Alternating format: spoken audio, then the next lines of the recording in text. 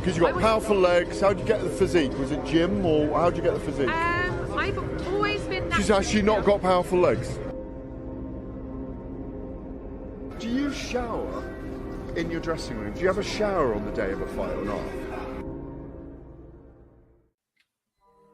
Tell us about the tattoos. Shut the fuck up, you little prick. But then I've got the Phoenix.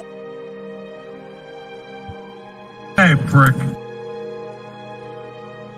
So I'll take it from Bob every day of the week. Absolute disgrace. I'm sure no one will mind. Move him out of here, Darren. Ricky Hatton didn't go over for his fighter because he risked getting abducted and sold into sexual I never said that. Both have been rape victims. I'm not watching Frank Buglioni live on Saturday night. You're out of your mind. Jesus Christ, get yourself a life. He's actually a priest. Yeah. It's because his brother John Fury eye gouged him. What have I told you all this time? He's going to end up sucked out, fucked out, looking for a handout. Boxing nutters messenger group. I'm gonna be the king. J-Pump. You know what I'm saying?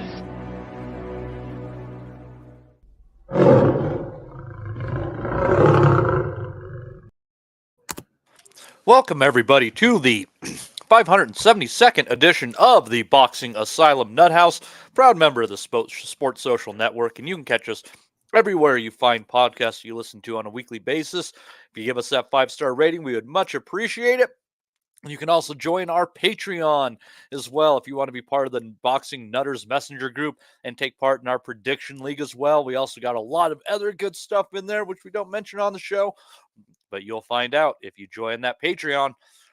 With me today, I so far have Andy Patterson and Dez.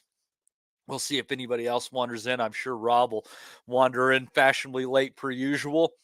I think we're going to kick it off with this global sport of ours by heading down to Perth, Australia, where Vasily Lomachenko silenced the Australian fans early with his display of footwork, precision punching, ring generalship, before finally taking out George Kambosos in the 11th round. In that closing sequence, I thought that the ref missed a knockdown call there on a hard straight left from Kambosos. Kambosos was brought to his feet. Then he was dropped by a body shot before finally being finished off with the following onslaught. Towel coming in, as well as the ref just seeing enough there. Andy, I was impressed with Lomachenko. I thought he did a lot of good stuff in there. I think he has slowed down. He's a little bit more deliberate now. Doesn't quite cut those angles as tight as he used to, but it's all about levels. And Lomachenko, Andy, very, very many levels above George Kambosos. Yeah, he's still got enough about him, mate, to be fair. I mean, the feet maybe have slowed down a little bit, but still, I still think they're quick enough there last night. Kambosos really struggled to try and tie him down, really kind of struggled to land anything meaningful on him. And Lomachenko just, moved about him, created all the angles as best he could, and just picked him apart. And then, obviously, as you mentioned, the body shots. The first one, in fact, actually, there should have been a knockdown call before that. I think there was a illegal punch landed there, and the referee didn't call it. And then, obviously, when the fight reconvened, the body shot was then straight up there, and obviously the knockdown was called. But you go get Kambosos as well. I mean, he was tough. He got cut up and that type of thing as well. And he's been in with Haney and Lopez, hasn't been dropped in that. But when you take those liver shots, sometimes you just can't recover. And he tried to fight on, but then ultimately he just gave in at the end of the day, and that as well. What's impressive about Lomachenko, even at this point in his career, what is he, 35, 36-year-old, just discard what he's done as an amateur, which is like it's a lengthy career and there's add miles on the clock and that. But it's the fact that Lomachenko has fought at this level for so long, and it's not even his natural weight class. He's fighting the bigger dudes. He's not stripping himself down in weight to try and be a weight bully, that type of thing, and that as much. The early half of his career, 26, 130. Some people kind of give him a bit of stick for the Regal fight in terms of the weight of that one. But in terms of that, he has been fighting by and large bigger guys. He's kind of walked the walk, right? He wasn't necessarily asking Rigo to do anything that he hasn't done himself in his career. He's come into the sport early, very early doors. He laid it on the line. He wants to fight for world titles. That took him 2 fights to do it. He is deliberate in that now. I think he mentioned that actually in the build-up to the fight. He is more deliberate in terms of his training. He obviously, he admits himself he's getting older, and he's got to kind of conserve what he's got left, that type of thing. But definitely at this point, I would think even Kambosos, we kind of mentioned it himself. He was drained a wee bit at the weight, or he has been in the past. Even the move to him to 140 now, I think for him as well. I think it's time for him to kind of knock out in the head. He's been in with the best. He has won a good win against Lopez. Come up short in the rest, but he's made some good money. Doesn't need to keep going at this point in that as well, so he can retire. Lomachenko, again, he's the same. He doesn't need it at this point. Stevenson, Davis, that type of stuff. I'm done for those fights if he wants it. But again, I'm not really all that fussed. Lomachenko can retire if he was wanting to. But other than that, mate, it was an okay fight. Yeah, it wasn't. I don't think it was the best performance of Lomachenko's career by any stretch of the imagination. But Dez, I think it was a performance that showed he still has a lot to offer the sport. I don't think that he necessarily ever left about second gear last night either.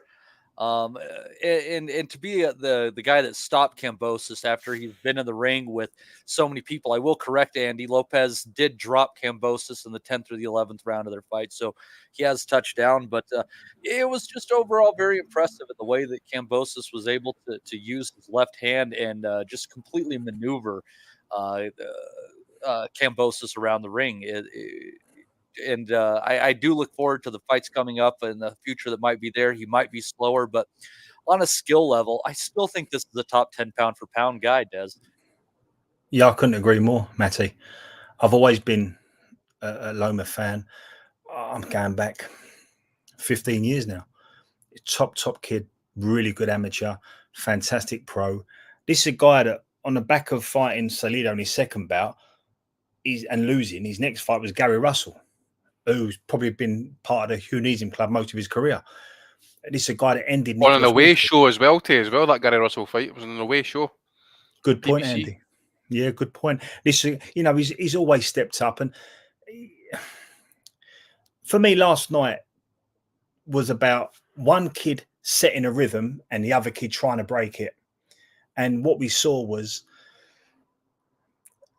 Kambosos he's a fighter of medium power, high punch rate, a lot of intensity. He had the crowd behind him, and that really works for Kambosos.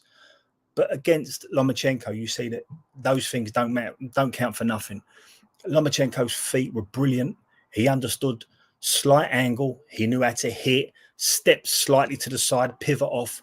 And it just left Kambosos just thinking, I can't even go forward in straight lines with you. I can't, I'm static. I thought the stoppage was very impressive, but that's how you break someone down, staying in first gear. And there's only one person on the panel, I think, that saw that happening. I thought we'd get into a rhythm.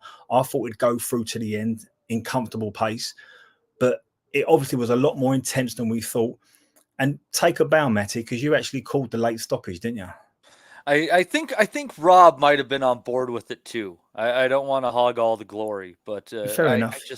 I just there's, it's sometimes it's just a matter of where the fight is going to be contested, and I've always thought that what kind of kept Kambosos alive in fights and kept him from getting stopped is he was pretty good at kind of keeping about a full step and a quarter between him and an opponent. I'll give him his due credit. But with Lomachenko, I knew that he wasn't going to have that opportunity whatsoever. And it wouldn't be like Haney where he would just, use the jab on a half step and get him. It was going to be all about Lomachenko stepping in and just cleaning Kambosos up because he was going to be completely inside of where George does his best work. I think we have to contextualize this. Kambosos is a good fighter of a level. I think Lomachenko's a very good fighter, probably 2 levels above that. And I think he got beat by Maxi Hughes. He got well beaten. Yes, it shouldn't have even been this fight. No, it shouldn't even been. And we got well beaten over 24 rounds by Devin Haney. A good fight, close one against Lee Selby, close one against Mickey Bay. So look, we have to contextualize this. But last night, what we can't dispute was Loma's feet, Loma's IQ. To go to Australia and stop a kid like Kambosos with body shots late in the fight, it's very, very impressive. Lomachenko, I agree with you. Lomachenko is top 10 pound for pound. And I think if you overlook his achievements, I think he's very disrespectful. I think he's that good. Well, and he's never. What I find most impressive about Lomachenko is that he's kept this high quality of opposition for quite some time, and I have never seen him at any point where he was like in a defeat where he wasn't in the fight still. Like until the final bell rang against Teofimo Lopez, I thought he was in that fight, even though Teo was able to clinch that 12th round pretty well at the end of the day. Against Haney, he was doing tremendously well as well, and a good number of people think he won that fight. So it's odd to have a guy who you're still rating pound for pound with a couple of, who probably hasn't had the best streak of 6 or 7 fights when you look at it. But it's just the skill level is on a different level. And sometimes you think, Andy, I kind of wonder, does Lomachenko have a hard time turning up for guys like someone like a Jermaine Ortiz? Do you think that there might be some motivation factors sometimes when he has to step down? And maybe this is the first time in recent memory we've seen him where he hasn't lost that focus against a guy who is so clearly below his level. Probably partly, mate. I mean, I remember I met Loma in Berlin during the Usyk Cook weigh-in. And I says to you guys at the time, he came across as a guy who had that air of arrogance about him, and always says to you guys that I think that would probably be a bit of a downfall from. Listening after the Haney fight, I think there was a bit of depression involved there. I think he's off the back of that he's refocused himself. I think he's trying to have another go to another one more run. Well, he's got a different weight on him, with the war going on and trying to lift his people. And I know there's been some reports that he's not as gung-ho, super Ukrainian as some, but I still think the greater population, he wins, they're probably ecstatic. It's a boost, and there's no way he can't feel that somewhat, Andy. It's a boost, but just want to go back to obviously the level of competition, or is he getting up for it? This is also a fighter who's also had to manage injuries over the past number of fights. I mean, he fought Lopez allegedly with a shoulder problem. He's had problems with the hands. I believe he injured himself against Linares. He's had a few surgeries and that as well. And, you factor in as well as all those training camps, amateur fights. I think it could also come down to that as well. As you're right, it might come down to what's the word I'm looking for, really?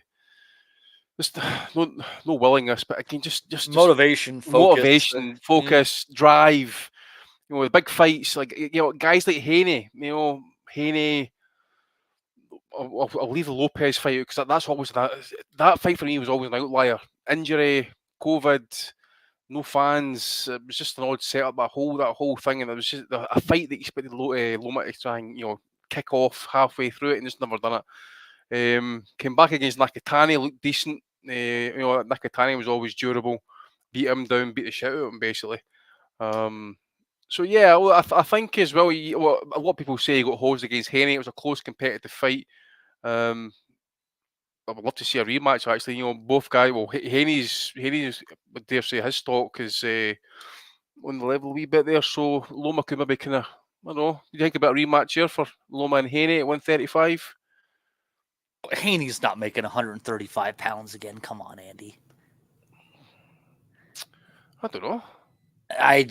No, he's not making 135 pounds again. I'm shocked he's even making 140. He's a big dude. I did say that actually. I mean, after 140, maybe he's left it too long, and he did look like he was a wee bit kind of dried at 140. Actually, maybe I think he got too loud to that one. Do you think maybe if there is, I don't know if there's a rematch. Do you think maybe Loma just tests the waters at 140, pick up another belt? I mean, I don't think he's make it at 140. Yeah, do that. Make it at 140. This is what I'm saying to you guys. I mean, he's always been fighting, you know, mostly above his best weight. 140. I mean, doesn't need to come in bang on 140. You know what I'm saying? No, I don't think lightweight's possible, but definitely light welter. Come in at 140. In the day, they're showing out names like Stevenson and Davis, and I think I've seen Williams Zepeda's name getting thrown in it as well. I mean, these guys are 135, they know. So, and that fight first time I had real jeopardy about it. I thought Loma just nicked it. Look, I'm not going to argue about it. It was two good kids in a very close fight. But at 140, that's a big deal. That's a big fight in boxing.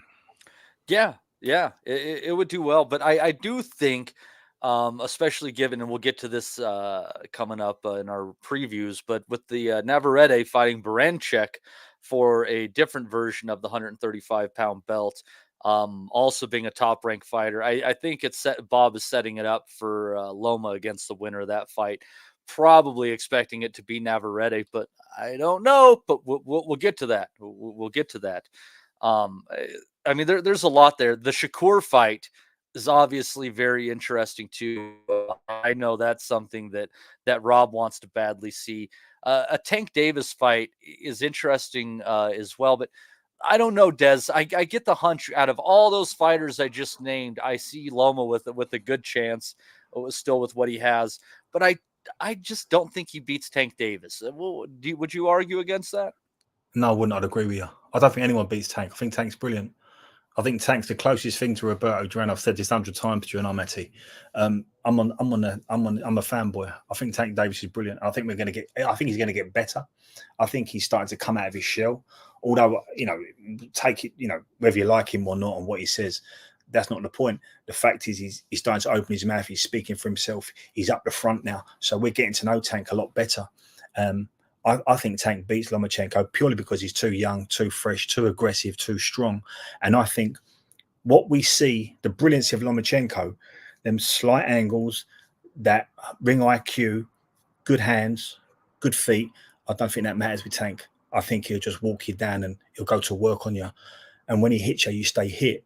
But I love the Shakur fight. I think that's a brilliant fight for Loma. And if there's going to be a passing of the baton, I think Lomachenko can really look after himself against Shakur Stevenson. And if Shakur Stevenson is going to beat him, I think it's a nice passing of the baton. And I'm saying that because I've got a great affection for Lomachenko and what he's done for boxing. And I think if he's coming to the end of his career, I'd rather him have a Shakur Stevenson fight than a Tank Davis fight, because I think Lomachenko goes out looking better against Shakur Stevenson. He's not going to get hurt fighting Shakur Stevenson. But fighting Davis, that thought that maybe our last image of Lomachenko is him on the canvas. You're right. I don't like that. Whereas against Stevenson, I could see him losing on the cards, but I see him going out valiantly in what would definitely be a very entertaining fight for the people who love the sweet science. Maybe not for the people who are out there looking for knockdown, drag out bangers. But I think if you're looking for angles, if you're looking for fights that are won at the margins, Shakur Stevenson against Lomachenko has that all day. I'd look forward to that one. And you've picked up on what I was getting at.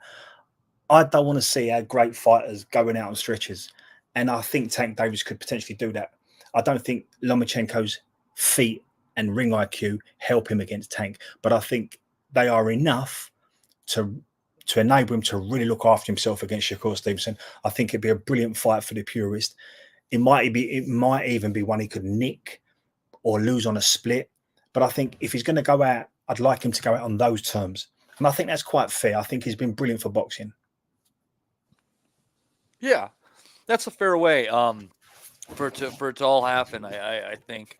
It was a good fight. But Andy, I think at this point in time, after all the fights we've seen post Teofimo Lopez, all right, all the stars align for George Kambosos on that night, and it's just one of those weird situations where the sun shined on a dog's ass. I think, are we all there now? With Lopez fight, mate. Yeah. Yeah, I suppose. I mean, obviously you've had the Maxi Hughes fight as well. I mean, that's a win in his records because you'd have an asterisk on it as well, isn't it? I know very few people who scored that fight for Kambosos. I think I saw a few draw cards here and there, but I think the majority were like 116, 112 to Hughes on those. Yeah, and I think one judge had it like wide for Kambosos to the Inoue, I'm sure.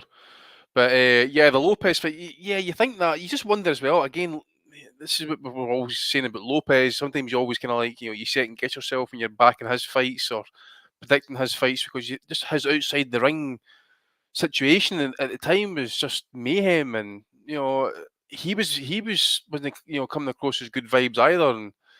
But yeah, obviously I think he got clipped early in the fight, and then it just became a bit of dog fight, and then Lopez I'm sure he got in it kind of like mid half of the fight, but at that point he was chasing it close. But yeah, you're right. I mean, it's just been for there really. It should be 1, 2, 3. It should have 5 straight losses on his record just now, actually, because that Hughes one should be an L as well. Yeah, it's kind of ridiculous that he ended up with another title fight throughout all that. I don't know what to say as far as that goes. The sanctioning bodies, we get on them all day long. Mr. Tosh Brendan Home Jr. Malone, he's always doing something in there, throwing us $9.99. Said out salmon fishing the now, be done for an 8:30. Need to get off the water soon. He apparently had a great week of placing some bets on various things in the boxing world. Ryan Deal also throwing in 5 of those New Zealand dollars. Says you'll see the Northern Lights before you see me on a podcast on a Sunday night again. Yeah, that is many people. They can't hang. This is for the big dogs. That's for certain. But we appreciate you guys tossing those in there very much, keeping the lights on despite the fact that we are now without Mr. Wellings. His absence is sorely missed, but alas, we carry on.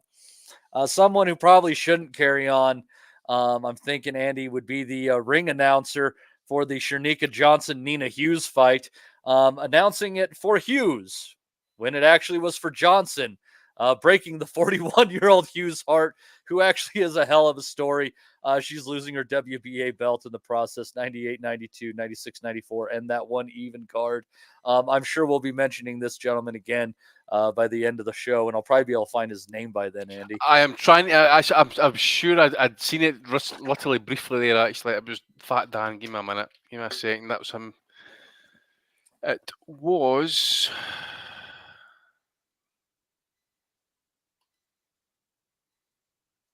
Oh, fuck. This is great stuff. Yeah, we'll find it. But I know who he is anyway. But folk will probably remember me. He's wild. He's quite, gregarious with his announcing and that. He throws his stuff about. I'm sure he did a Jeff. I'm sure he done the Jeff Horn Pacquiao fight. He was absolutely blitzed out his mind. Forget his name. Don't worry, we'll find it before we get to the end of the show for sure, because that is definitely nomination worthy. I thought that was a good fight with Johnson just imposing her size. She had been at 122, coming down for 118. This time picking up a title and getting recognition for that rather than painting her boobs. Onwards and upwards for Shernika Johnson, the 41-year-old Hughes. God knows where she goes from here, but I thought it was a good effort. A decent fight, actually, with some good action both ways. Another fight with decent action going both ways was Pedro Guevara and Andrew Maloney. Guevara picking up that split decision victory with 2 cards, 115-113 and 113-116 going Maloney's way in a fight where I thought that the body work of Guevara just started paying off, and down the stretch he was able to headhunt a little more. The last half of the fight I thought was purely owned by Guevara, but Maloney pissed off afterwards, feeling he was robbed, kicking chairs around. Dez, he is done with the sport, he says. I think if he's done with the sport, it's because he can't compete at the title level. I saw him losing this fight. He let the kid back in it, and it was there was a lot of this last night. There was an awful lot of fights that you thought after the first 5 rounds were going a certain way, but they let the other kid back in it. And I think Maloney, in the cold light of day, when he sits down and watches that, I think he'll say, "Do you know what? I let him get his shots off. I allowed him to work in the pocket." And I think he probably felt the pace of the first 5 rounds. I agree with what you're saying. Probably title fights might be a little bit off for him now, a little bit away from him.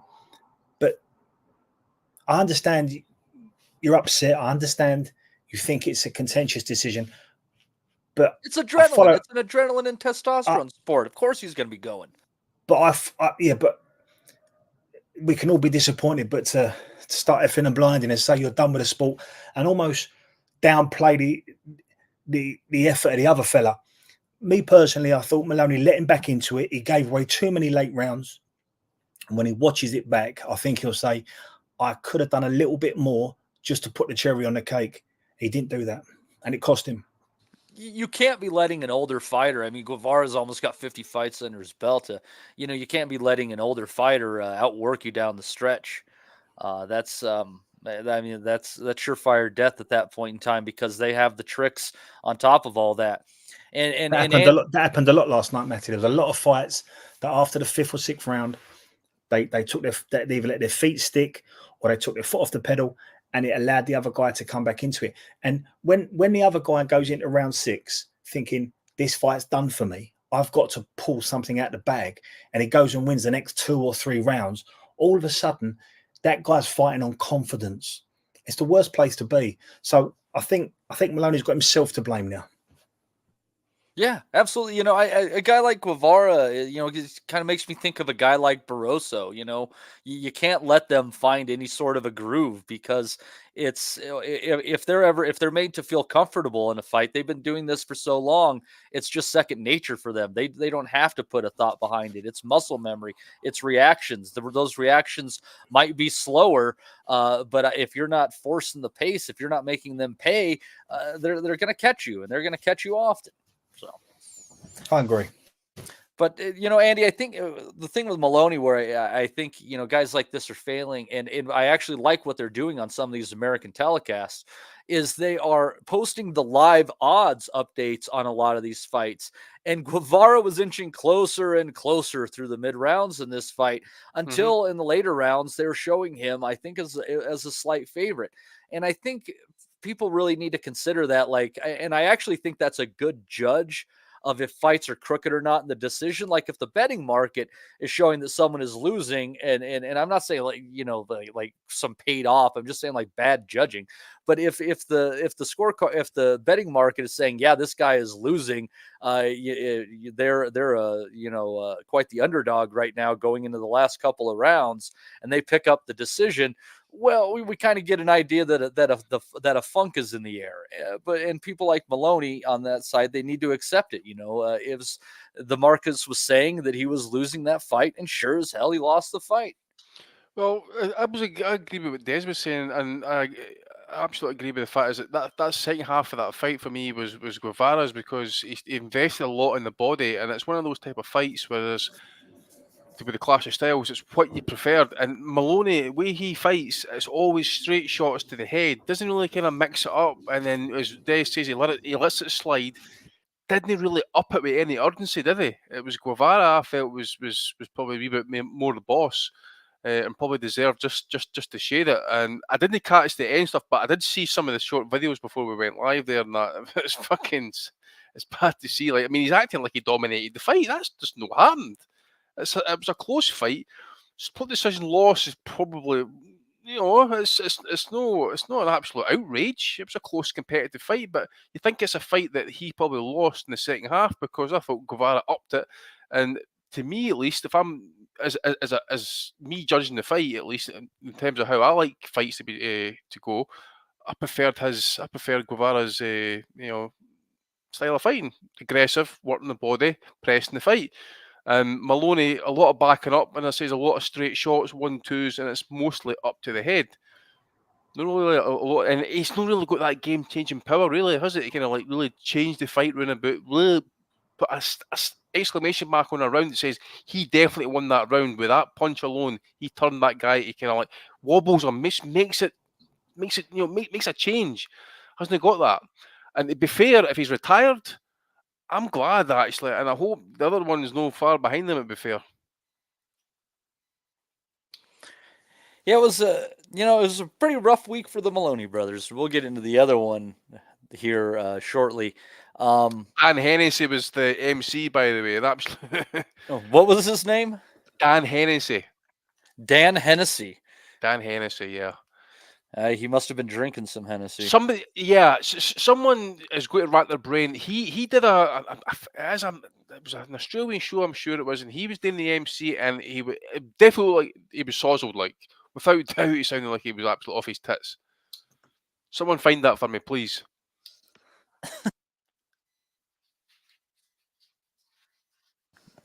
That was a pretty classic moment. Before we move on, did you guys have any other thoughts about the Australian card? I think that's what I caught, mate. I mean, I see that. I mean, Kaitev, is it one of the Russians? I see he's moved to Australia now. Actually, he was right hard amateur. Fights a wee bit like Golovkin. So if he's moved permanently to Australia, it'll be interesting to see if he can get him active, because he's been there in Canada for a wee bit as well. So if he's moved to Australia kind of like full time, he might be more active, hopefully. So he might be kind of chatting on the world title door over the next 18 months, possibly. Light heavyweight.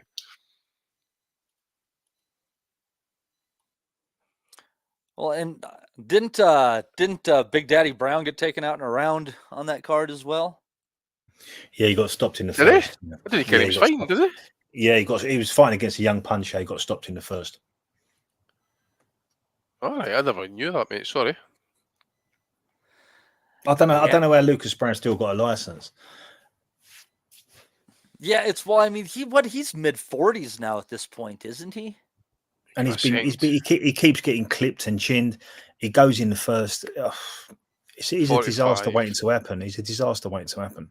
But anyone promoters bring him on because he's a big fellow. He looks the part. He's got a decent resume. He's got a decent backstory. But you just know if you've got a young, hungry kid who can throw a right hand or a left hook, they seem to get to him double early. So I wouldn't have Lucas Brown anywhere near a boxing ring, not a professional one. I don't think you'll ever see him back in a British ring anyway, put it that way. He'll never get licensed to fight here. Andy, I said I didn't ever think I'd see him in a professional ring after he got chinned by, was it an ex-rugby player? This is going back probably 12 months ago. But somehow he keeps getting gigs. I think it's an accident waiting to happen, I do. Yeah, who was that actually? Paul Gallen. I see he's got another fighter ring. He's actually Paul Gallen. Dave Allen even knocked him out in 3 rounds. There you go. Yeah, it's getting a little rough for Big Daddy out there. It probably is time to call it a day. That just goes, he must need the money though if he's still fighting at this point. He's like 45. I just seen the 45-year-old. He's had 3 fights in just over the last 12 months or 15 months. He's been knocked out inside 6 rounds, 4 rounds, and 1 round. Trash. Shame. Yeah. And it's, I mean, that fight with Gerald Miller, I mean, that was a fun trash fight, admittedly. But at the end of the day, I mean, that was a total battering. It's Joe Kennedy says Dave Allen's best win to Lucas Brown. That's correct. Joe's right. Former world champion Lucas Brown. But we're laughing. But can you see how a medium-sized promoter who's trying to sell tickets? That's who you bring in because he looks great on a poster. He's covered in tattoos. He's a big lump, and you say exactly what you just said, Matty. A former world champion. All right, for like 25 minutes till I fail the drugs test. Yeah. Well, I remember it's like some of the random cards at the twilight of their careers where James Toney and Evander Holyfield were popping up. Like not just a drugs test. He goes to fucking Chechnya and fails a drugs test, Matty. Yeah, it's we know how rigid they are. Yeah, sold into sexual delivery, rapid style. It was rough. He'll never be the same again. But he's arsehole. hopping over, we're going to go back almost a week at this point in time to Japan, where the lineal junior featherweight, all the belts were up for grabs for Luis Nery. If only he could find a way to defeat Naoya Inoue. And damn it, in the first round, I thought, son of a bitch, he might have a chance. Landing a sweeping left hand during an exchange, putting Inoue on his butt. Inoue was in a very bad way for most of the first round. But then as the second round started to unfold and he got his legs back under him, Inoue found a short left hand as Nery was jumping in, dropping Nery. And from there, he just started to take control. He found the jab at times, a lot of pot shotting with the right hand, started to find the left to the body. He dropped Nery again with the left hook in the fifth round, and then he finally finished it up with the right hand against the ropes in the sixth. Nery has been down 7 times in his career, 3 of them against Naoya Inoue now. That was a hell of a performance, Des. He's showing grit, showing guile, facing adversity with that first round knockdown, because that was no flash knockdown. That was a real shot. But another W for Inoue, another stoppage victory. He rolls on. I made a comment, I think it was to the guys in the chat, or it might have been on the show last week. I want Nery to start fast. I want him to impose himself because he's a very good fighter in his own right. And I don't think he's going to get anything out of this fight if he retreats into like a backward position or he goes onto the back foot. He can't retreat. He's got to let Inoue know, I'm a good fighter. I come from a very good stock and I've come here to win. But I still don't think that knockdown was an example of him doing any of those things. I think Nery found himself in the mixer through what he could throw as a very good left hook. And I think he dropped Inoue, obviously. But I think he just woke Inoue up. And then Inoue went back to what he was doing. He made slight changes. He never allowed himself to be square. He got behind the jab. And I think as early as the end of round 2, Nery discovered this guy is very heavy-handed. And that's when we saw Nery go into a bit of a shell. And we're all used to this now. Opponents fighting Inoue go into a shell. And it's about damage limitation for them. It's about, how do I not get hurt? How do I not get stopped in this round? Very, very impressed with Inoue. I thought he was brilliant. I don't think we saw anything from Nery. I don't think we saw anything of the world-class fighter that Nery is. I think Inoue was brilliant. I love to see, you know what, a lot of people judge fights for going down. A lot of people judge fights for having bad spells in a fight. I love to see it. I love to see kids getting off the floor and turning fights around. I think Inoue was brilliant on Monday morning and Tuesday. Was it Tuesday morning or Monday morning? I think it was Monday, wasn't it? That would have been Monday afternoon for you guys. Yeah, it's a real treat watching world-class boxing and a generational great on a Monday morning or Monday afternoon. It was brilliant. So I think Inoue was fantastic. We didn't see much of Nery, but you never do against Inoue now. Inoue's that good. He's the best little man that's ever done it. And I think he's probably, for me, top 3 pound for pound. I think he's brilliant. Yeah, the argument is basically at number 1 is Crawford, Usyk, or Inoue. And they all have interesting claims to that. Usyk, if he beats Fury, will have a hell of a claim to that, but we'll get into that later. Can I just say there, Matty? Sure does. Yeah, these pound for pound things, they're all subjective. But for me, nobody makes brilliant fighters look as incapable as what Inoue does. Yeah, there is something about it, and he's only been in a few bad situations in his career. Donaire had him a couple of times, being deposited by Nery.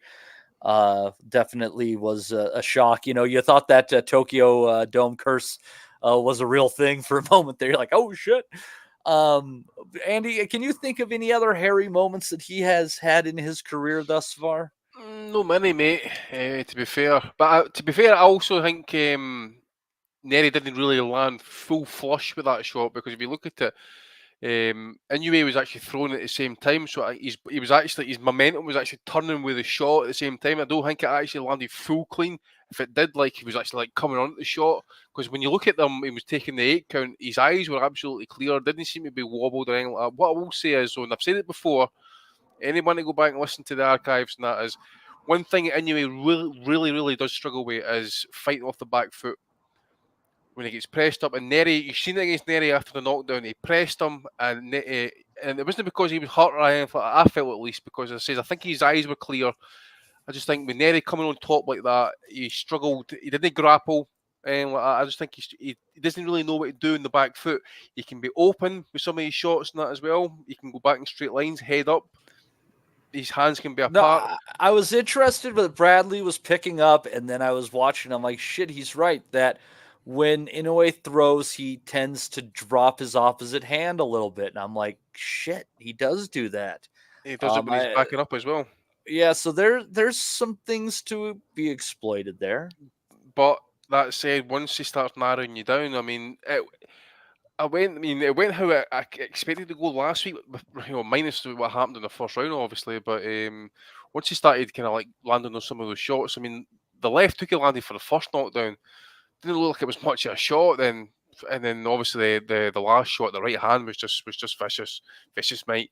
But yeah, it was one of those fights, mate. When you see him getting dropped like that, and then getting pressed, getting through the round, and then just regrouping, taking his time, landing the shots, and just getting really, as he really wanted to make a statement, and he did. The way he went about it, so we better scared. Nery has got that in his locker, but just to see him getting destroyed like that actually was good to see actually. So Tessitore needs to dial it down a wee bit actually. He's a wee bit he just goes overboard. He was okay, but Tessitore just kind of like goes a wee bit kind of OT. I agree with you, Andy. That left hook that Nery landed and dropped Inoue with wasn't Nery imposing himself or getting on the front foot. That was Nery in the mixer who saw an opportunity, and he landed half a left hook. I totally agree. I would like to have seen Nery impose himself in the first round or first 2 rounds. And that, I think, in a funny way, that left hook flattered Nery's performance.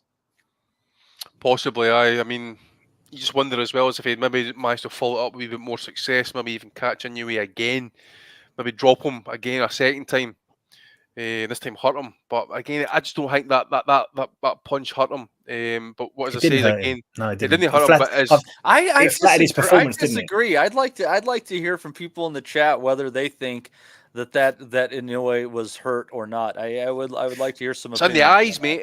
To me, it's in the eyes, and this is the camera pan straight into him when he was taking that count, and his eyes were absolutely focused. It was clear. Again, as I say, it's just because how Nery responded to that. He obviously his gander was up, his confidence was boosted. He went straight at him, and again, as I say, that showed Inoue's deficiencies a wee bit as fighting off the back foot, because all he's done really is fight as an offensive machine, and that's what it is, an offensive machine. He throws his fastball right hands. Look at done to Fulton, or he can go to 12 rounds at a good rate, rather than boxing pretty well, good heavy shots and that. But that is what we need.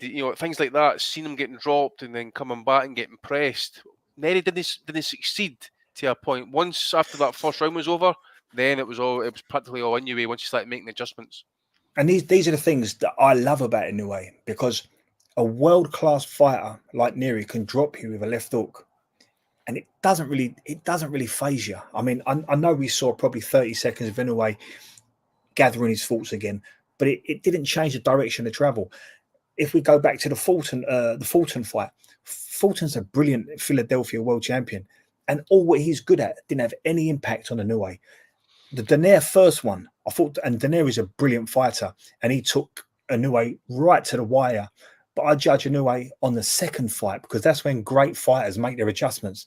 And every time I've seen Inoue in adversity, he always comes back a better version of himself and puts it right.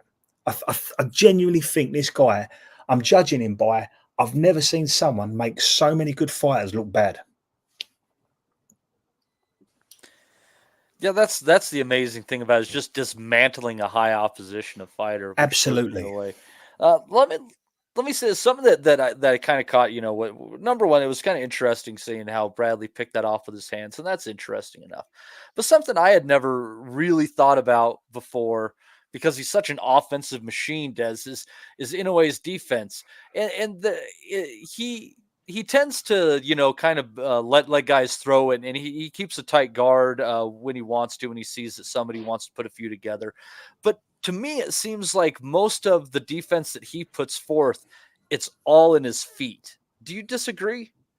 No, I don't. And if I could sort of intertwine that point with Andy's point of when he goes back, he's not great in a way.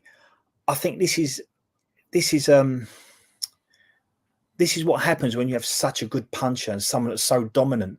I'm not saying they switch off in certain areas of the aspects of their game, but I think Inoue knows, a bit like Beterbiev and possibly a bit like Canelo, I can do it my way and get to you.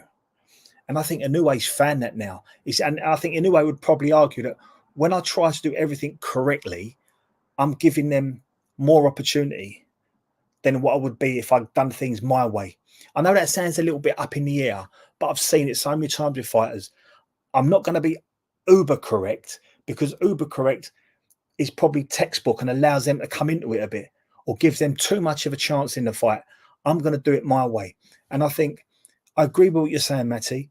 And I understand Andy's point about we can see deficiencies, but I just don't think, I think his positives and his strengths so outweigh his deficiencies. I think he's quite happy to have them. Am I making sense when I say that? Yeah, so once he slows down, like a wee bit like Roy Jones, for example, and that offensive output, or what makes him great, could desert him as he gets older. Yes. And then that defensive deficiencies that we're talking about is going to come to the fore, and he's not going to have the same response or the same. And a brilliant fighter, Andy, when their brilliant strengths start to diminish, then they could go off a cliff like Roy Jones. Absolutely right. As well as when you go, Mike. Well, I'm just feeling like when I look around, like I think the Akhmadaliev fight is interesting enough at 122. But when I look around, the only fight where I say I think Inoue could lose this fight is Brandon Figueroa. And it's because Figueroa is markedly a bigger person. He will walk forward. He will impose himself.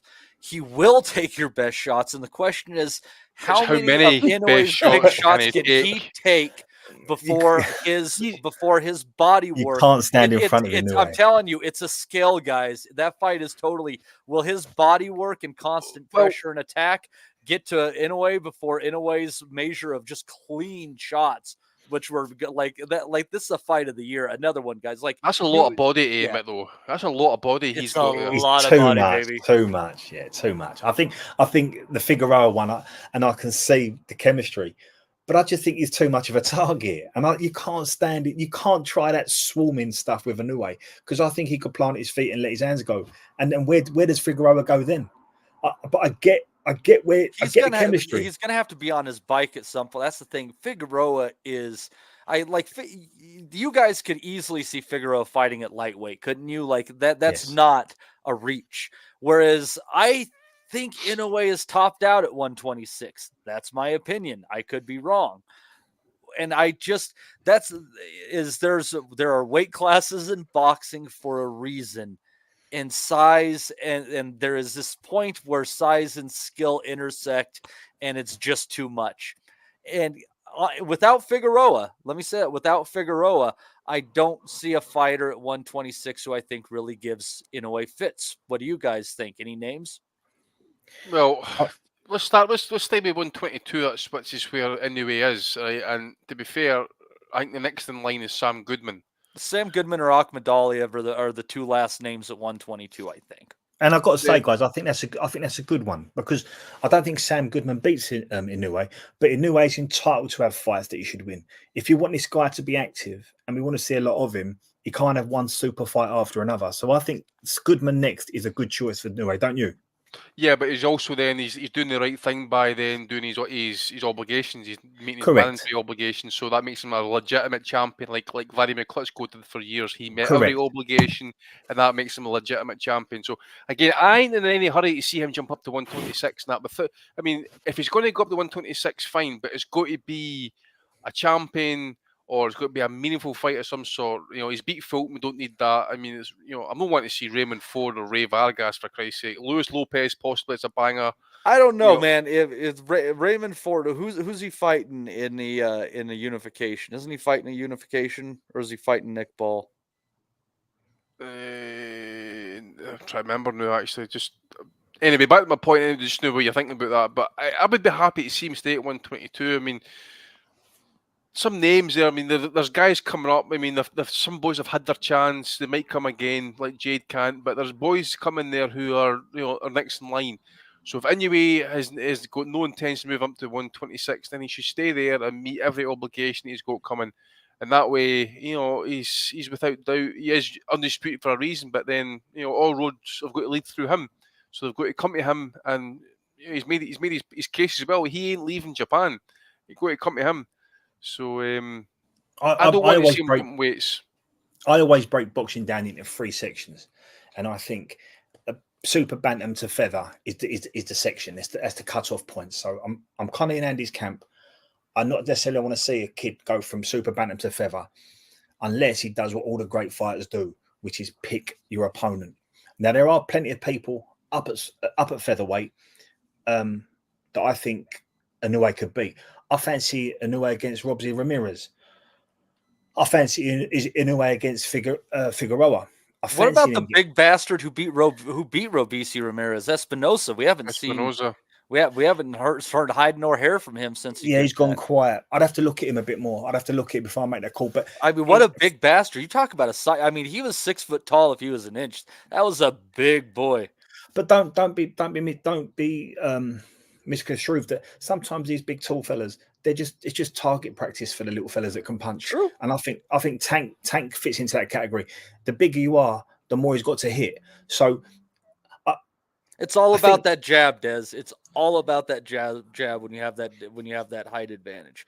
If you're willing to defend your territory, and when they cross the line, you snap that jab, you will more often than not win the fight. It takes a special, and that's something to think about, because we talked about Inoue defense. You said it takes a special what? It takes a special what? Well, it takes a very special head movement to be able to oftentimes get past that line. And we were just talking about Inoue's defense and how he relies on his feet so much more. I don't know against a person with a substantial height advantage who really has a snapping jab, if Inoue is going to have a very fun night whatsoever. When I think about it, I think if you're going to beat Inoue, you've got to be able to jab on the front foot and push him back. But most fighters, by design, if you're tall and rangy, you jab going backwards. And I think that's when Inoue and guys like Tank, these absolute buzzsaws, these pocket rockets, I think it's a disaster waiting to happen, because while you're jabbing, they'll telegraph it, and there's an awful lot of body to hit, and then they come up. I understand your point, and the physics of it make perfect sense. But I think with Inoue, you're dealing with a very special fighter. And I think if you're gonna win a fight on a jab, it's got to be a jab on the front foot for a majority of the rounds. I don't think you can jab going backwards with Inoue. I think he's too strong, and I think you'll expend too much energy doing it. You know, I think the best example in recent memory where I thought somebody used their jab, like Fundora, I guess so much against Zoo, people might say, but I thought Barrios against Hughes was one of the best examples of a tall guy in recent memory, just absolutely snapping a jab and controlling a fight against the shorter fighter. It was the best that I think that he had looked, but that's a side conversation. Now here's another one for you guys. Let's go 12 months down the road from here, and let's play fantasy here. Let's say that Usyk beats Fury coming up here, and he gets another win over some top 10 heavyweight, maybe a Joseph Parker, right? Or a Fury rematch, right? That's in the card. Say he sweeps those, and then Terrence Crawford gets this win over Madrimov, and then through them making this, that, and the other swing, he ends up beating Canelo at 168 pounds on Cinco de Mayo weekend next year. What win would Inoue need to still be in the conversation of number one pound for pound? You know, the acceptable 1A, 1B, 1C. Go up to featherweight and stop Figueroa. There you go. And I think Figueroa needs to play his part. They need to get that interim title fight with Ray Vargas for him to get the real belt, since Vargas still has it after that ball, the Nick Ball draw. So I think that part still needs to be played for it to be worthwhile. Although Matty, to be clear, I think if Crawford goes up and beats Canelo, nothing in boxing supersedes that result. I'm kind of with you.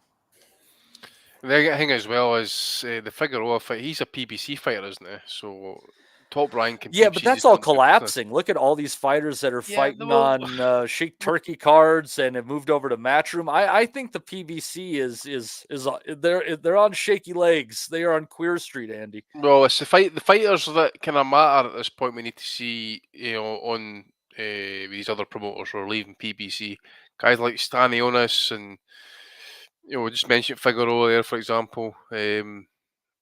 Just want to see them kind of like be active in that as well. So, in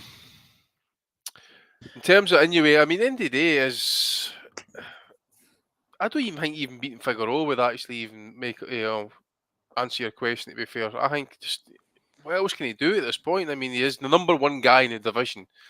Would he have to do something crazy like move up and fight Tank? Nah. I mean, what's the question again? If he's the end of the year, is pound for pound number one at the end of the year? Is that what you're saying? It'd be next year, because for that Crawford Canelo thing to happen, it would have to happen next year, I think. Madrimov in August, obviously. Canelo. Let's check 118 to see if we can come up for 118 to game a challenge. No, fuck that. No, there's no one at 118 who has emerged since he's demolished the division. What's he gonna do? Fight his brother? His brother wouldn't even last long anyway. Fuck me, man. I guess Nakatani would be a slightly interesting fight. That's the name of my eye just came across here. Actually, I mean, he's a big dude, but that wouldn't move him up the pound for pound rankings. That'd just be like, that's a fight. I mean, all he can really do. I mean, look, that Thai flyweight champion, who was long standing. I mean, if he's active and he's defending his championships, and it doesn't matter if as long as he's knocking these guys out, what else can he do? It's a bit like Klitschko. People shitting Klitschko because he fucking fought. What was it, Alex Leopai, whatever his name was. That, but the dude was somehow mandatory for WBO title. Leopai knocked somebody out of nowhere. It was a mandatory fight, and it was totally unexpected. Yeah. He knocked somebody out.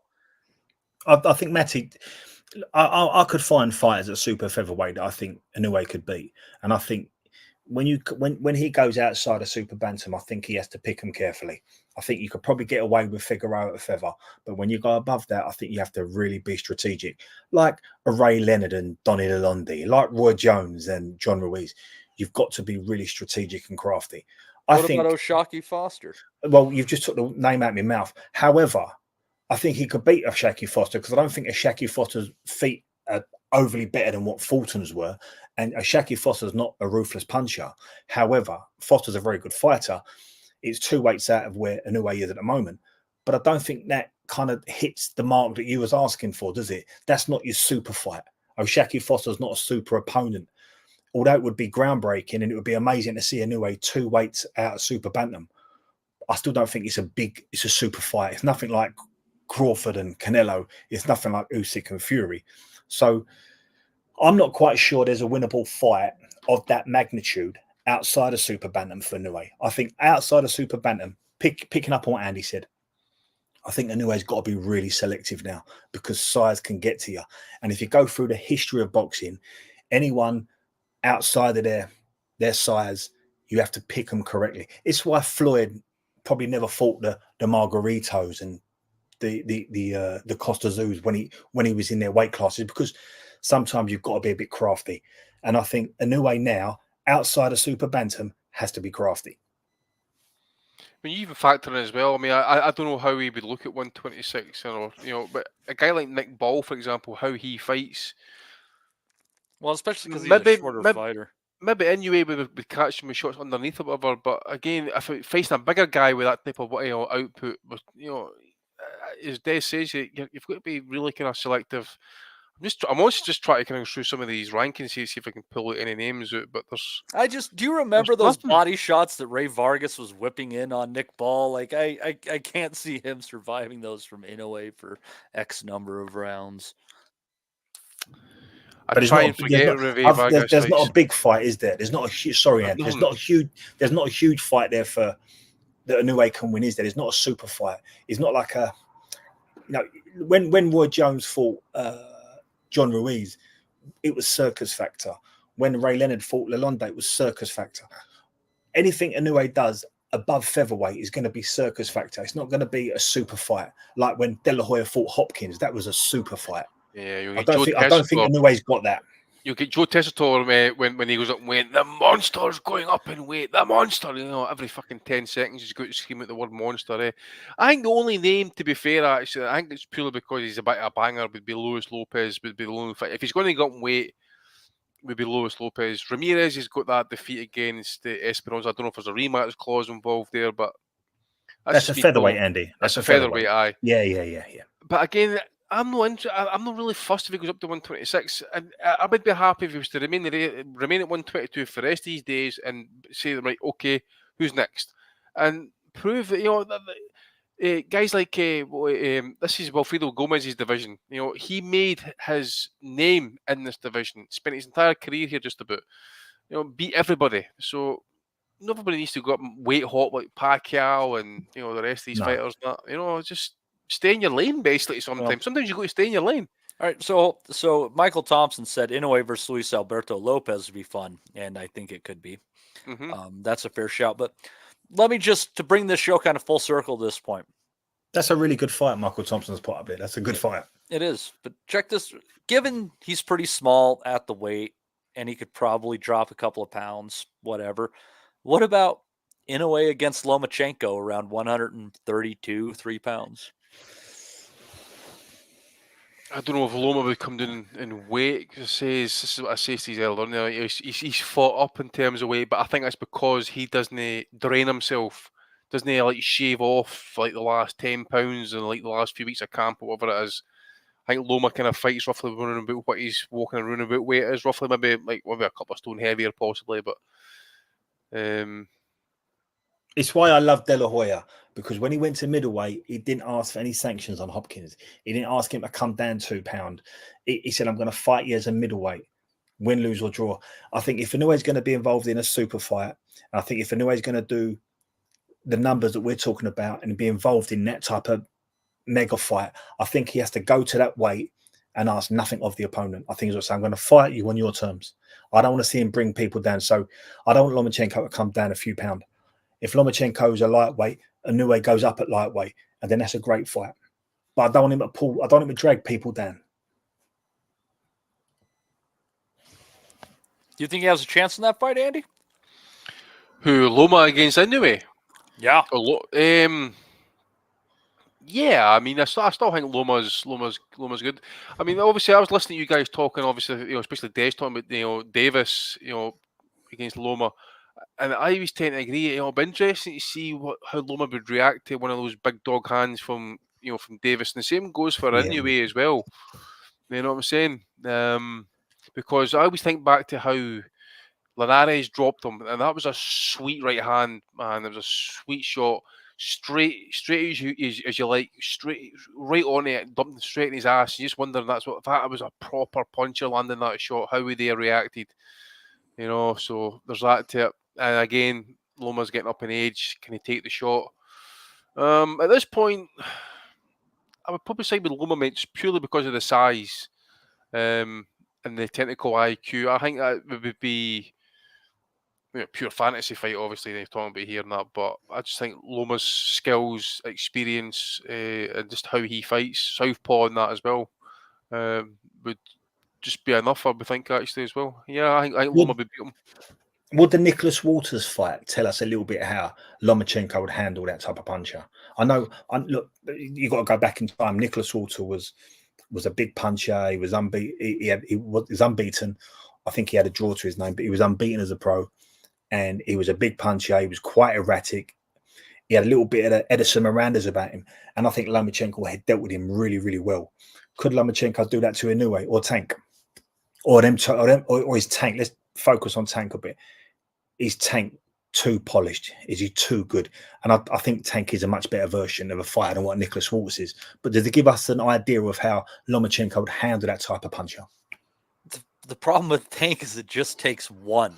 It does. That's why I don't want Lomachenko or Inoue against Tank. I could see why it might spark the public interest, et cetera, but it's one of the easier bets that I think I will have made in recent memory, So that's why I think Inoue against Lomachenko is interesting, because I don't worry for either of them, and I think it's a meaningful fight, and I don't count Inoue out on that one.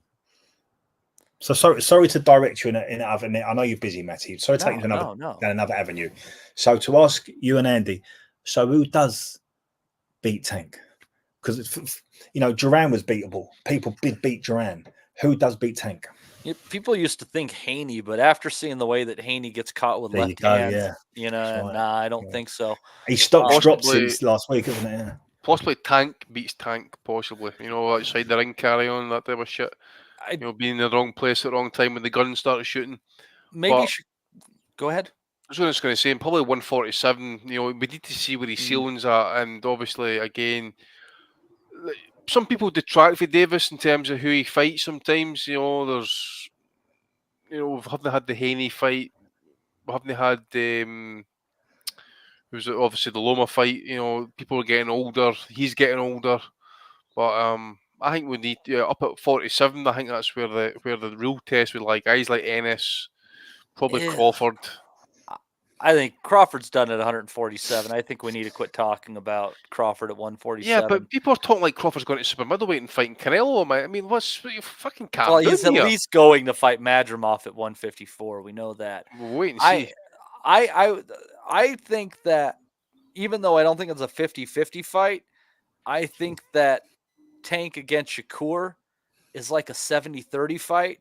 But the reason that I don't like that fight, Des, especially if I'm Shakur, is it's not going to be a fight that will ultimately ignite the imaginations of the boxing public in retrospect, because for Shakur Stevenson to win that fight, he is going to have to stink out the joint. That's correct. Yeah, he will. And he'll do that to win the fight. But you don't think Shakur Stevenson got a bit of Ray Leonard in him, and he could do to Tank what Leonard did to Duran? Maybe. That's not entirely impossible. But look, picking up on what Andy said, I don't see anything under 147 that beats Tank, and I think 147 might be too far for Tank. I think when you go into the boots, and maybe Crawford's not going to be a 147 fighter anymore, but if Errol Spence is still there, or Boots is there, or if Crawford's still there, them guys are too big for Tank. There's 4 fighters I don't know. Well, no, I love Zepeda, but I think he would just walk into something Tank throws and get freaking demolished. But there's 3 fighters before 147 that I wouldn't dismiss as potential as people who could beat Tank before he goes to 147. One being Shakur, just because his boxing abilities. The other is Subriel Matias. I knew you'd say him, yeah. You don't know with the guy that can punch like that, et cetera, and also Teofimo Lopez, because he is so hot and cold. On his best night, Teofimo Lopez can absolutely beat Tank Davis, but I think he needs his best night. I'm a big Teo fan, and I think if Teo was signed to fight Tank, you're only going to get the very best Teofimo Lopez. I think you'll get the very best Lopez. Yeah. I'd watch that. I think that's the fight before 147. If you really think that Tank's got to go to 147 to face adversity, I think he's got to at least fight Teo first. And I think Teo is the most purest athlete in boxing. I think he's brilliant. He does things that I judge guys by their performances and by their results. Anyone that can do to Josh Taylor what Teo did is an exceptionally good fighter. And if you go back a couple of years before that, it was being touted as he's the future of boxing. I think he's had a couple of blips. I'm going to have to forgive him for the Kambosos. And there'll be times when I think it was against Sandor Martin, he just switched off. I think I've said this to my mate Dominic. You have to factor in the mindset and mentality of the erratic Hispanic. And he's probably been brought up in New York, and he's probably, as American as Tank, but culturally, he's erratic. And I think once you can get him on a really bad night where you think this guy has got no future, but then you get him on a night at Madison Square Garden against Josh Taylor where you think, wow, he's just kicked this shit out of a really hard, world-class fighter like Josh. I think the sky's the limit for Teo. So if you're going to make Teo and Tank, that's a blockbuster. Andy, would you accept that might be a dangerous fight for Tank in between? Tank against who, mate? Teofimo Lopez. Yeah, I suppose so, mate. Again, it depends what type of version we're going to get of Lopez, but if it's fully fit, fully focused, ready to go, I think it's a dangerous fight. I caught the tail end of what Des was saying there, actually, about Josh Taylor fight. I assume it was Lopez, so I just picked up on that. So yeah, if it's that version, it could cause a lot of problems. Another one as well, actually, if it is that version, is if Tank does ask the question about his chin, how he responds to it. I mean, obviously, if you remember how Kambosos landed that right hand on Lopez, it was like I remember Lopez, I seem to recall him kind of like, rushing right in, and Kambosos kind of caught him over the top. So if that's Tank, that's potentially lights out. So it'll be interesting to see if that. But yeah, I'm down for that fight, mate. But I'm down for any fight between likes of Tank or Lopez at this point. But again, Lopez has just got to be more active. Stop talking the shit about being retired. Same goes for Stevenson as well. He's another one.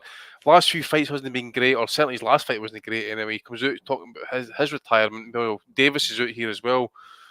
Want to kick ass, so just get their shit together and get the fights made. It's not hard. I mean, Christ, I remember reading stories about Leonard and Hearns getting made in an airport cafe, and the two managers went back on the same planes that they fucking arrived in.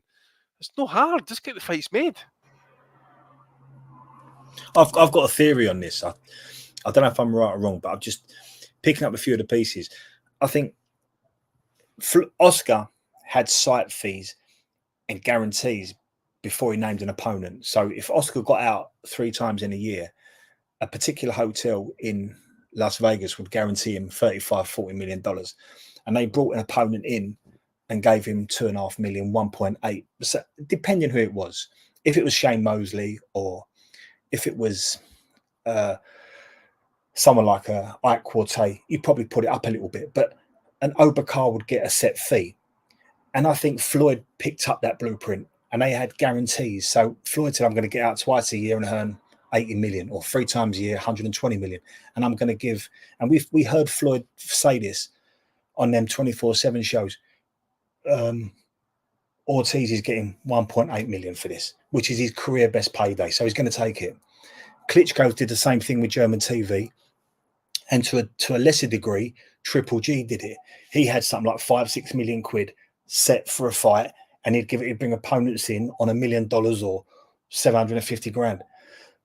The problem we got with the Tanks and the Crawfords and the Haneys is they don't have them guarantees. They've not got that. So if Tank got, I don't know, $11 million for fighting Garcia, his promoter might say to him, let's keep you warm in 3 or 4 months' time against this fella, but we're going to give you 5 million, 4 million.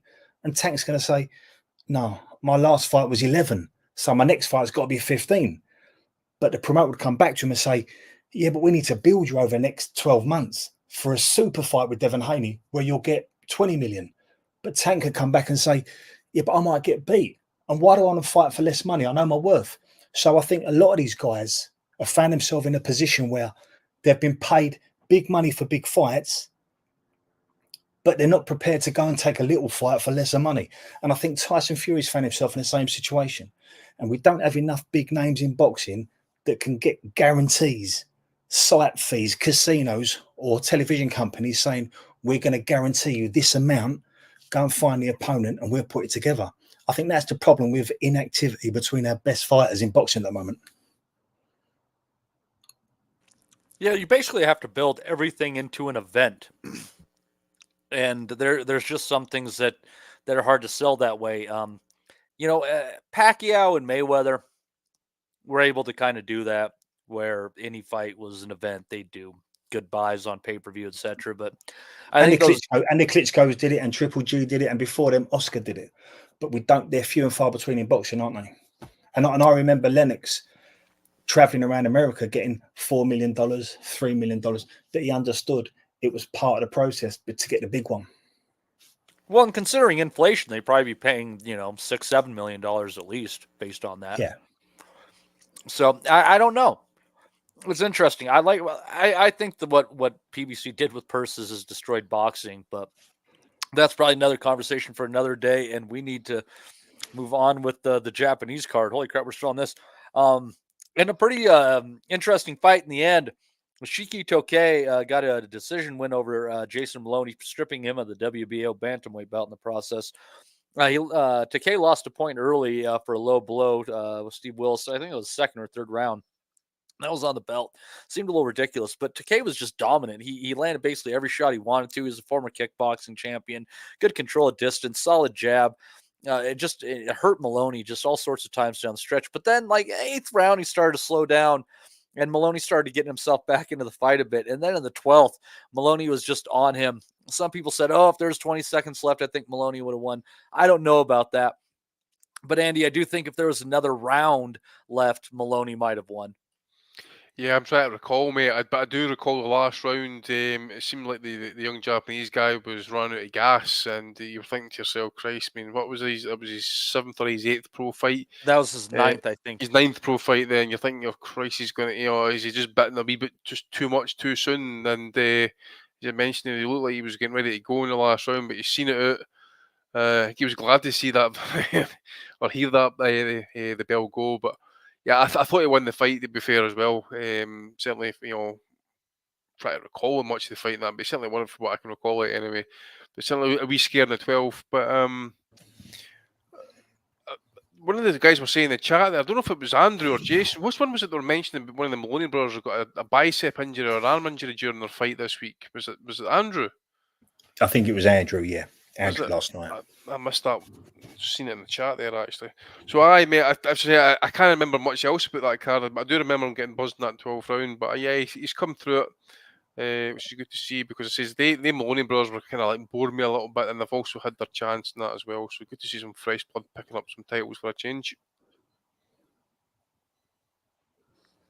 Yeah, and it is interesting, Des. It's I somebody mentioned it earlier, I think, but since Inoue has left those titles behind at 118, they've just been picked up by other Japanese fighters now. They just essentially control the bantamweight division, which is kind of cool because there's a lot of great fights that can be made at 118 pounds right now. Yeah, and it's interesting, something you both said, that was Taki's 9th pro bout, and he's fought to win a world title. I can only imagine the culture in Japan is that we respect martial arts and boxing as it's all under one umbrella. So I think Taki come from a kickboxing background. I'm assuming he was successful at that, and he's just transferred over to boxing. And a fight's a fight. And they've said, you're under the lights, you've got gloves on, just don't kick him. And you saw a bit of rawness in Taki. You saw a little bit of inexperience, but he had good basics. He dictated the pace. Maloney allowed him to have the first 5 or 6 rounds. And by the time Maloney started getting into it, all Taki had to do was not get caught. He nearly got caught in the last, and he's got to learn to hold. He's got to learn to go for a walk. Sometimes spit your gum shield out if you're banging trouble, or, even if you have to fall over with your opponent. But he was very, very honest in the last round. It nearly cost him, but it was a very worthy win. And I think he's got a big future, that kid. I think he's a very good fighter. And only in his 9th bout, he's beating a kid like Jason Maloney in a fight like that. I think it was very impressive.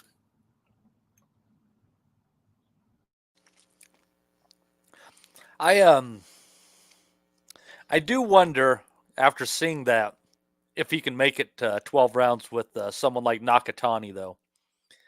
That I don't know. That's a curiosity. That's a different kettle of fish. But I think Maloney was the perfect opponent for him. Although it was still it was still a big ask. And it goes back to my point. The culture in Japan must be a case of you've been doing martial arts all your life. This is just another form of martial arts. Just don't use your feet, or don't put him in an arm bar, or don't put him in a chokehold. You're now a boxer.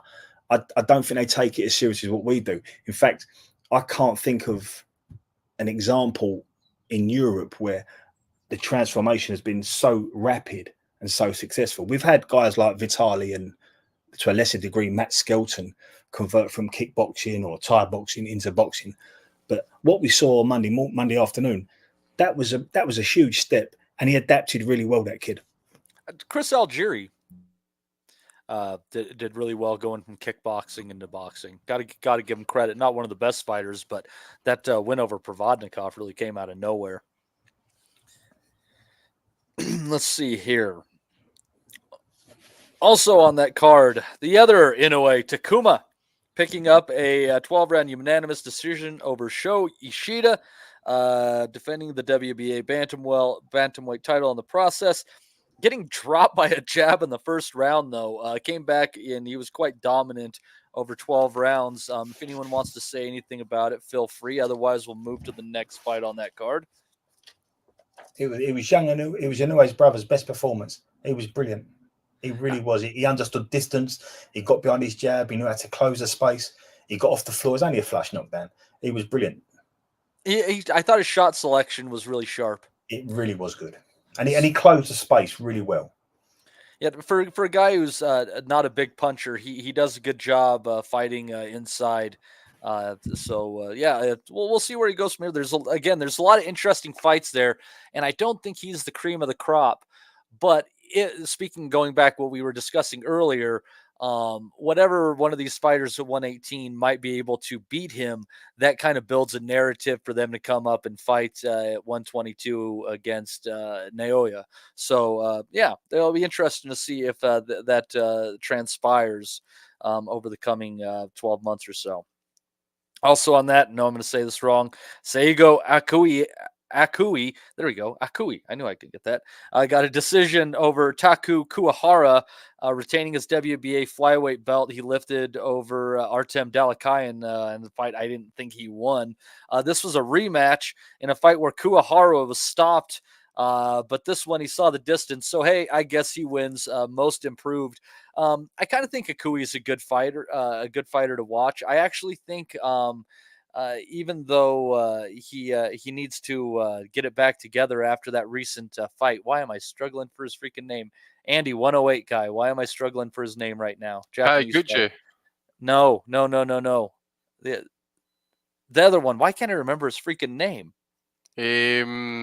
Kenshiro. Yes, thank you. I think Kenshiro needs a good win at 108. He wanted to unify, but I thought he looked crap at the last fight out. He needs a good win. But I think him coming up to 112 pounds and fighting Akui is actually a really interesting fight. Looking for so we'll see where it goes from there. Any thoughts on that one before we go to Rob, who is just joining us? Excellent. Mr. Kelly, so happy to have you, sir. We have discussed the Lomachenko card, and we have discussed the Inoue card so far. Feel free to speak your piece on those, my friend. Yeah, good stuff. Yeah, I kind of think there's probably not much point recapping Kambosos and Lomachenko. It kind of was what we all thought it would be. Most people thought it would be a lopsided beatdown, and it was. George Kambosos, just a note on him. He's one of those guys that kind of he has such a big personality, and he comes out with so much bullshit that if he could pull something off, he'd look like the man. But because he's on fucking 3 successive losses, he just looks like a total he did it against bullshit. Lopez, was in fucking Joe Rogan 2 days later, you know? Yeah, it's like the power of the mental ability and the mental strength, and he's a throwback gladiator, and he comes out with all this fucking bullshit just to get the fucking head thumped off him. Now, it was always going to be a big ask because there's massive... And I hated that he also had the Greek anthem played. Motherfucker, you were born in Australia. Fuck, who cares?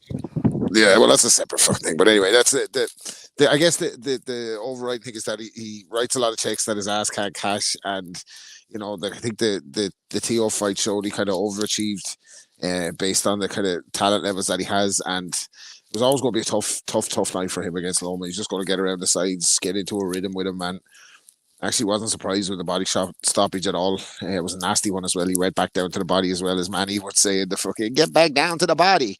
He went straight back to him after hurting him and didn't let him off the hook. Lomachenko, classy champion, got his title at 135. What's that? Three different weight classes now he's won world titles in. Very, very good fighter, and there's still very good fights out there left for him at lightweight. In terms of Kambosos, I don't think he's going to be getting too much more paydays. Like, how did that Teofimo Lopez win? I think maybe that, unless there's a domestic Australian opponent or something where he could make a few quid with, I think he's done at the top level. Like, and I know that. Kambosos against Liam Wilson, I think, is a fight they could sell there. Wilson, huge at 130 pounds. No big deal, him coming up a weight. And Callum, George and Aleem would be a good fight. Do you know that way? But I think he's done at the top level. I think that'll be the last we see him. Whether I feel like Lomachenko's going to retire. But if he fights next, it's probably going to be Navarrete. It's not going to be Tank, is it? Like, so stop getting our hopes up for that, despite what people are saying. I wouldn't be surprised if he retires now. He said he lost a lot of motivation. Lomachenko, after losing to Haney, had it back now. But like, what's left for him to prove? He's arguably the greatest amateur of all time and has won world titles, 3 different weight classes, and kind of fought everyone, that way. I don't think he has too much more left to prove. But in terms of Inoue, who's still rising and continues to rise, that was an exciting fight, and we saw something that we all wanted to see. How does he react when he gets hit? So we mentioned them. Like, I completely wrote off Nery's chances of doing anything. I just thought he'd be like a punch bag once Inoue got in range, but he actually got caught with a weird shot kind of coming off a pivot, but still showed that he could be hit. And like Loma and Inoue and these guys, like, they do things sometimes where they give you a chance, but you have to be good enough to take advantage of it. And Nery had a half chance when he sent him over. It looked like a heavy knockdown, but I think it was just the angle of the shot, the way the shot landed on top of the side of the head that sent him over. I think he was okay and got his feet under him, but he felt it for sure. And like I said, it was a knockdown. So we wanted to see how Inoue would react when he had some major adversity. He came through a broken jaw with Naoya before, but getting up off the deck, see what he's like. And within 2 rounds, he was fucking back in the driving seat, and he was punishing Nery. That kind of shot, the way he throws the shots is so impressive. Little short hooks, turns his hand, he turns his wrist at just the very last second, just gets maximum power on the shots. Like, whatever distance he's hitting you from, inside or outside, they're hurting. So he's brilliant anyway. I'd love to see him come into a bigger fight, but I don't even know what the big fights are there for him. But yeah, really, really good fight from really good performance from him, and a good performance from Lomachenko. So a week where 2 top level boxers did their thing, can't complain. Yeah, absolutely. It was an interesting week for boxing. Had some good stuff in there. Had a few good fights along the way as well. I did feel entertained thoroughly. Caught a little bit of this one. Was able to catch up just a little bit on it today, Saturday in Cardiff. I'll just run through this real quick, let you guys get your thoughts in on Lauren Price getting a technical decision over Jessica McCaskill. A lot of sloppy headbutts in there, a lot of holding. Price too classy. McCaskill just does not have the best step anymore. She losing her athleticism has definitely cost her that edge that allowed her to get into the position she's in. I think she should call it a day. Huey Fury with a second round stoppage over Patrick Corte. Nice little right hand in between shots. Corte was just gone on his feet. Thank God the referee stepped in. That was fully fair. And a hell of a knockout. Mark Jeffers stopping Darren Johnston with a really hard right hand against the ropes. Johnston just absolutely obliterated in this battle between the English champ and the Scottish champ for the Commonwealth belt. You guys came up short this time there, Andy. But the fight that I thought was most interesting watching was Reese Edwards against Thomas Patrick Ward. And I don't know if you guys saw this one or not, but I guess I'll go to you. The cards were 98-92 twice for Reese Edwards and 99-91 once. I didn't see that fight. I thought it was far closer. Was I wrong? Matty, I can't help you with that when I was watching the TNT card. Okay. Did any of you guys see this one? No, mate. I only caught the main event on TNT. Denzel Bentley destroying Danny Lignum. You're perfectly fine. So if I'm the only one that caught that, yeah, I don't know if anyone in the chat might have watched that. I thought, I didn't agree with the. I thought Edwards could have won the fight, but I just didn't agree with the cards whatsoever. I thought they were fucking garbage. But anyways, we'll go to that Saturday York Hall card, which I unfortunately did not get to catch, but I read a little. Wrote down what I got here, and you guys can take it away. Archie Sharp, I thought was interesting. Got a points decision over 8 rounds against, man, this is going to be a fun one. Requero Kona Fukundo Arce. Sharp down twice in the first round before finding his footing, coming to a points decision. Ryan Garner with a unanimous decision over Liam Dillon at 130 pounds. Nathaniel Collins with a 12-round decision over Francesco Grandelli. And obviously the main event, Denzel Bentley wrecking Danny Dignum in 2 rounds. Andy, you saw the main event. Des, did you see any more on this card than just the main event? Yes, mate. I watched. Okay, I watched most of it. Yeah. Go for it. Just give me your thoughts on the card, and then I'll swing it on over. Archie Sharp was lucky not to get stopped. He looked a little bit distracted. It looked like all he had to do was turn up and get 3 or 4 rounds under his belt. He got caught with a big shot very early in the first round. He got dropped the second time. He was lucky not to get stopped. Could have been stopped there, couldn't it? Yeah, it could have been stopped. He was lucky not to get stopped. And there's something about Archie Sharp, and this can happen to boxers when you live in a little bit of a boxing bubble. He probably thinks he looked better than what he is. And that might have been a really good wake-up call for him last night. I'm watching him in the corner with his coach, Ian Weaver. He seems to be a little bit distracted. He's not making eye contact. He's shaking his head. Sometimes getting dropped like that in the first round, again, I've said it before tonight, I don't hold it against fighters for getting dropped. I don't hold it against fighters for having bad nights at the office. It's how you come back. It's how you come through it. He should look at that as a positive. He got over the first round. He got himself together in the second, and then it was a shutout. So really good learning curve for Archie Sharp. I'd like to see him a bit more focused, less distracted in future. All right. So, Andy, your thoughts on the main event? Yeah, Bentley's obviously he's experienced, mate. He's obviously tall, but he was ice cold, mate. It's all you expect. You know, a guy who's fought at world level against a guy who's probably a couple of levels below him. Actually, you expect that's what you want to see him do. So didn't really kind of waste much time. Destroy them, moves on to the next one. Dare say probably will be in the mix now for well, I dare say maybe we'll want a world title fight of some description. Try to think who would probably be available for him, actually. He's a middleweight again, Bentley, eh? Yeah. Yeah. Well, Alim Hanala has 2 of those belts. And he's already fought him, doesn't he? He's Yeah. fought him already, aye. But it was one of those defeats, so he wasn't disgraced, like, you know. So No, he definitely outperformed expectations, I think. Without doubt. So you're looking like maybe he can maybe catch Lara possibly if he's maybe slipped a wee bit too much. If you want to take that risk, or Carlos Adams. So I remember who's it he beat again for that belt? Oh, Adames, man! I'll say Adames is a rough physical fighter. I don't, man. I think Who did he win that belt off again? I'm trying to remember. It's like an interim belt. What the hell was it off of? Oh, damn! If I can remember it. There was some good matchmaking on that card, though, last night, Matty, that you could see Frank was having a look at his prospects. He put me some really good fights last night. Frank still knows how to do some decent cards. You know, it's the guy I get really disappointed with on the whole, as far as the way their cards usually shape out, is are still Bob Arams. Like some of those cards that Top Rank puts on these just seem like totally phoned in these days. You know, what Frank done last night, he had a couple of kids in Nathaniel Collins and Ryan Garner who have done pretty well at mid domestic level, and he had a look at them at a higher level, but against guys that couldn't punch.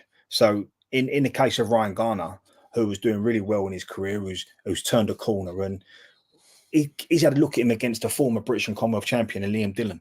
Now, I don't like watching Liam Dillon fight. I think he's an accident waiting to happen because he's very tough, he's very durable, but he's very static. He does everything in straight lines. and he just can't punch. So last night, Ryan beat the boots out of him for the first 5 rounds.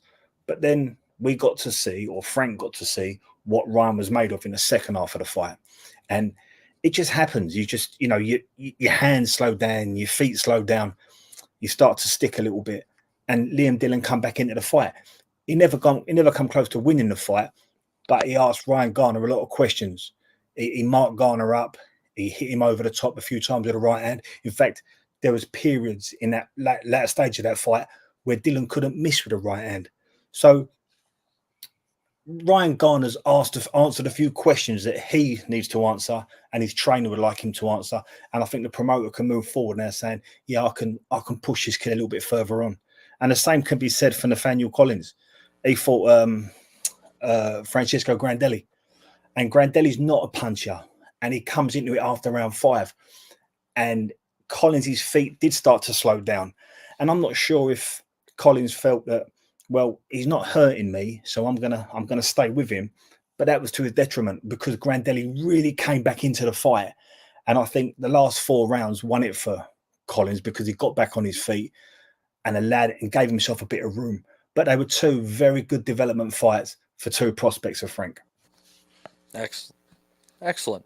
Good wrap up there on that. Let's see here. Andy, I bet I'm going to answer your question, and then I'm going to make you angry, okay, as far as Carlos Adames goes. He was awarded the WBC interim title when he beat Juan Macias Montiel. He defended it against Julian Williams last year in June. He will be defending it next month. Basically, year of inactivity. Remember, this is 160 pounds, Andy. Mm-hmm. He'll be defending his belt, which is now not the interim, it's the official, against Terrell Gaucher. Oh, Mauricio has been doing some working behind the scenes there, and which, by the way, I've seen something kicking about there about WBC trying to do some, in quotes, groundbreaking work with DAZN. Let's hope this groundbreaking work actually involves the groundbreaking in DAZN and fucking WBC falling right through the cracks. With Mauricio, the last one that dropped in. Groundbreaking? What are they going to do? I have no idea, pound the public's ass so hard that it breaks concrete? I really don't. I mean, I read that. I read the wee bit. It didn't really go into much detail, to be honest. I don't know if it's going to be like tournament boxing, final eliminators. I don't know. But it seems to be like groundbreaking. That's what Eddie Hearn came out with when they made the zone deal way back. Was it 3, 4, 5 years ago? Whatever it was. Groundbreaking, but we'll wait and see. Groundbreaking, earth-shaking, earth-shattering. It is many things. Rob, do you have any thoughts on these UK cards before we move on along? Not really. I saw the Archie Sharp round when he got knocked down. I thought he was looking to escape. I think those Argentinian guys, sometimes when you don't know what they're coming with, they can make you look bad. And he had such a wild style. This guy. It was interesting just from a point of view, just to see the difference in style. The traditional Archie Sharp was on the jab and that. Like, this guy is just winging shots from the fucking back of the arena, like catching him with a left hook. And I thought he was lucky to get out of the first round. I don't think there would have been any complaints if he'd got stopped. So I think he came through and he won all points. But what's it say about him at the top level? You can't like this. It's hard to judge a fella and write a fella off just because he got dropped. But it was the fucking way he got dropped. It looked like, I think if he was in, he was talking about Shakur and that, wasn't he? So look, they have to all talk their way up and see can they get themselves a big payday. But I think he has a ceiling based on that performance. But the Bentley one was just a standard fucking ran through him like a buzzsaw. So yeah, nothing too exciting from my point of view, but interesting. It's all about levels, Danny, and it's all about levels, George. The title of today's episode. Anyhow, let's get into the chat and let's thank some of the people in here. Let's see here. We got Welchmeers, MB, Michael Thompson. Let's see here. Why is that button not working? Anyways, F2. F2 said that you're a big fan of Greek Aussie guys, Rob, so I better watch my mouth. He's talking about Postecoglou, the former Celtic manager there. I think Australian Greek. Yeah. Well, let's not mention the football tonight, will you? Leave him alone, will you? He's going to be a bad mood enough as it is. Hey. Chris Butler in here. Dr. FMG as well. Speaking of Australia, JDM. We got other acronyms going on here. The aforementioned Tosh Brendan, Home Junior Malone, and many other names, Tagulu otherwise.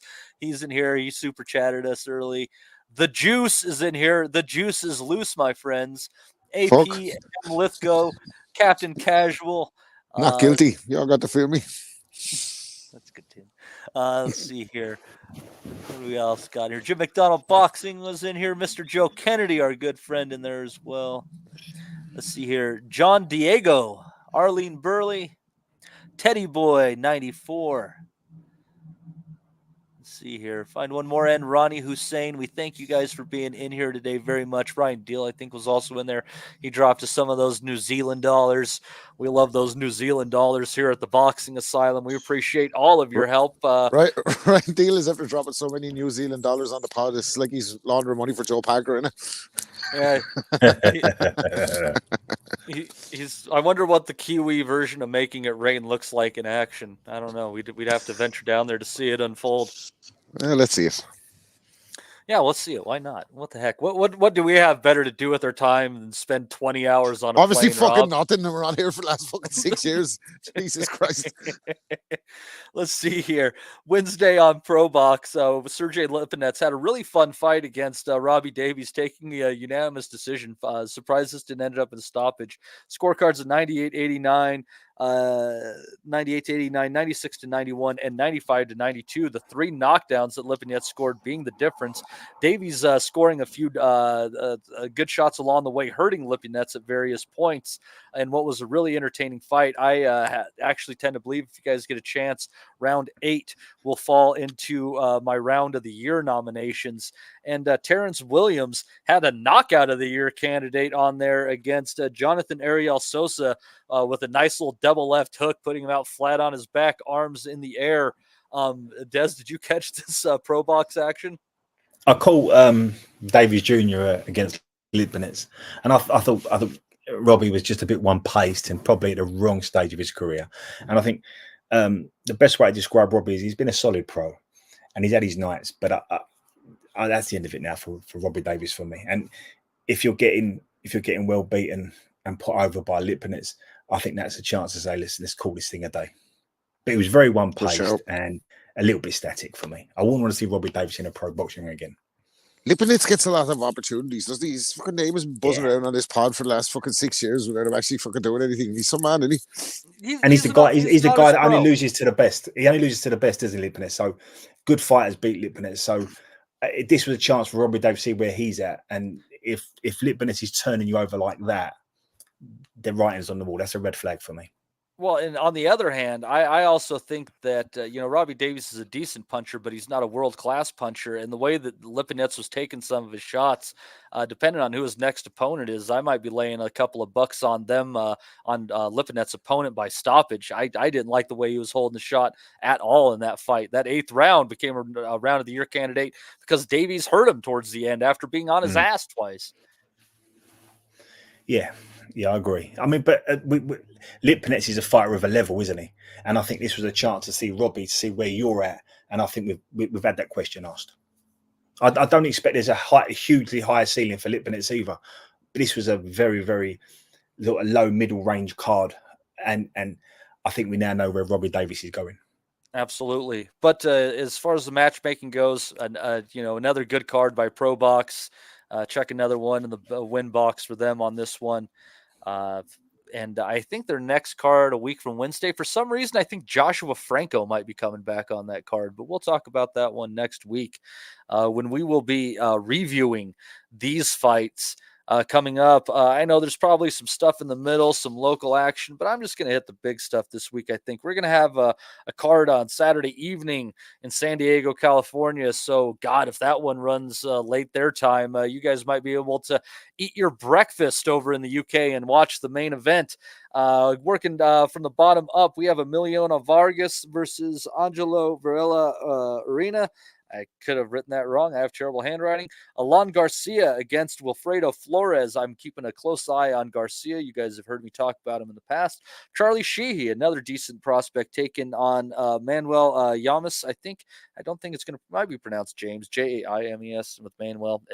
135-pound contest as well. Your boy with the mustache, Andy Richard Torres Jr., taking on Brandon Moore over 8 rounds.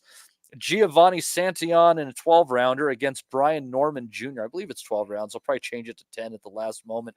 It'd be nice to see Norman Jr. get a loss. Not too keen on him. I think there's some upside to Santillan, though.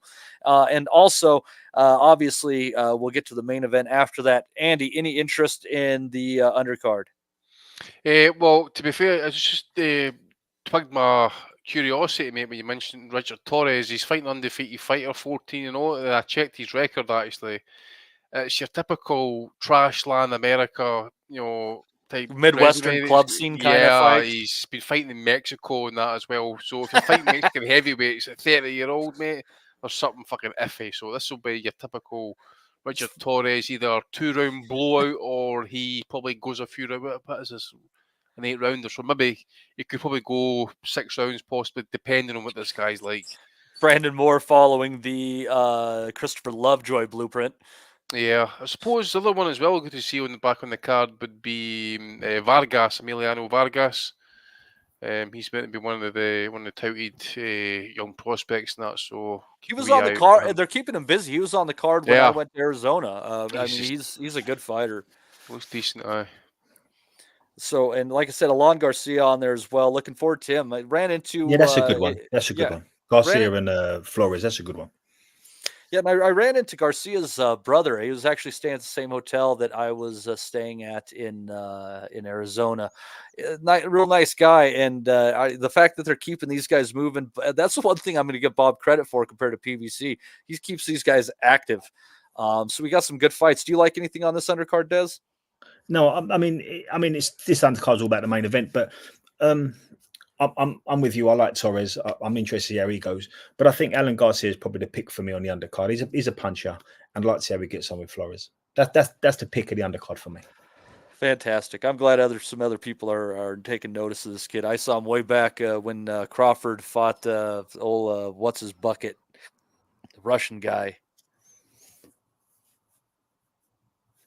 Whatever. That was a couple years ago. Who can remember? No, he's a decent kid, and he's a prospect. So, but the main event, I think it's more interesting than maybe giving it credit for. WBO 135-pound strap on the line for Emmanuel Navarrete, trying to pick up another belt in another weight class against Denis Berinchyk, who has kind of flown under the radar these last few years. I keep wondering when Navarrete is going to go a weight class too far, run into a fighter too skilled, maybe, Andy. Is this the night? Is Berinchyk the guy to upset this apple cart? Possibly, mate. I mean, Berincyk's another one, not really active as much either, is he? Don't know if he's got any injury problems or legal issues or whatever that I need to know about. But it's an interesting fight, this one, actually. What card is this again? Is this running ESPN? He's a hard bastard at Berinchyk, wasn't he? I'm sure. He is, mate. Hard fucker, yeah. Very tough fighter, like. Definitely. Didn't Taylor beat him? No, him, mate. I think you're thinking of Ivan Berinchyk. Oh, sorry. Okay, I mix up with my Berinchyks. But Denis Berinchyk he's a hard case, and he's a good fighter. He was part of the 2012 Olympic team too, wasn't he? Yeah, he does. Yeah, he was. Yeah. I absolutely hate when I get my Berinchyks mixed up. It's like Smith over there, Rob. It's like Smith. He's got like the World Series of Boxing experience in that as well. Really well-rounded fighter. Like, so it's an interesting one, actually. It's definitely a 50-50 pick 'em one for me. Like Navarrete, what you say is a little bit lightweight 130. Maybe no. I maybe just give Berinchyk maybe the slight favourance because in terms of the weight.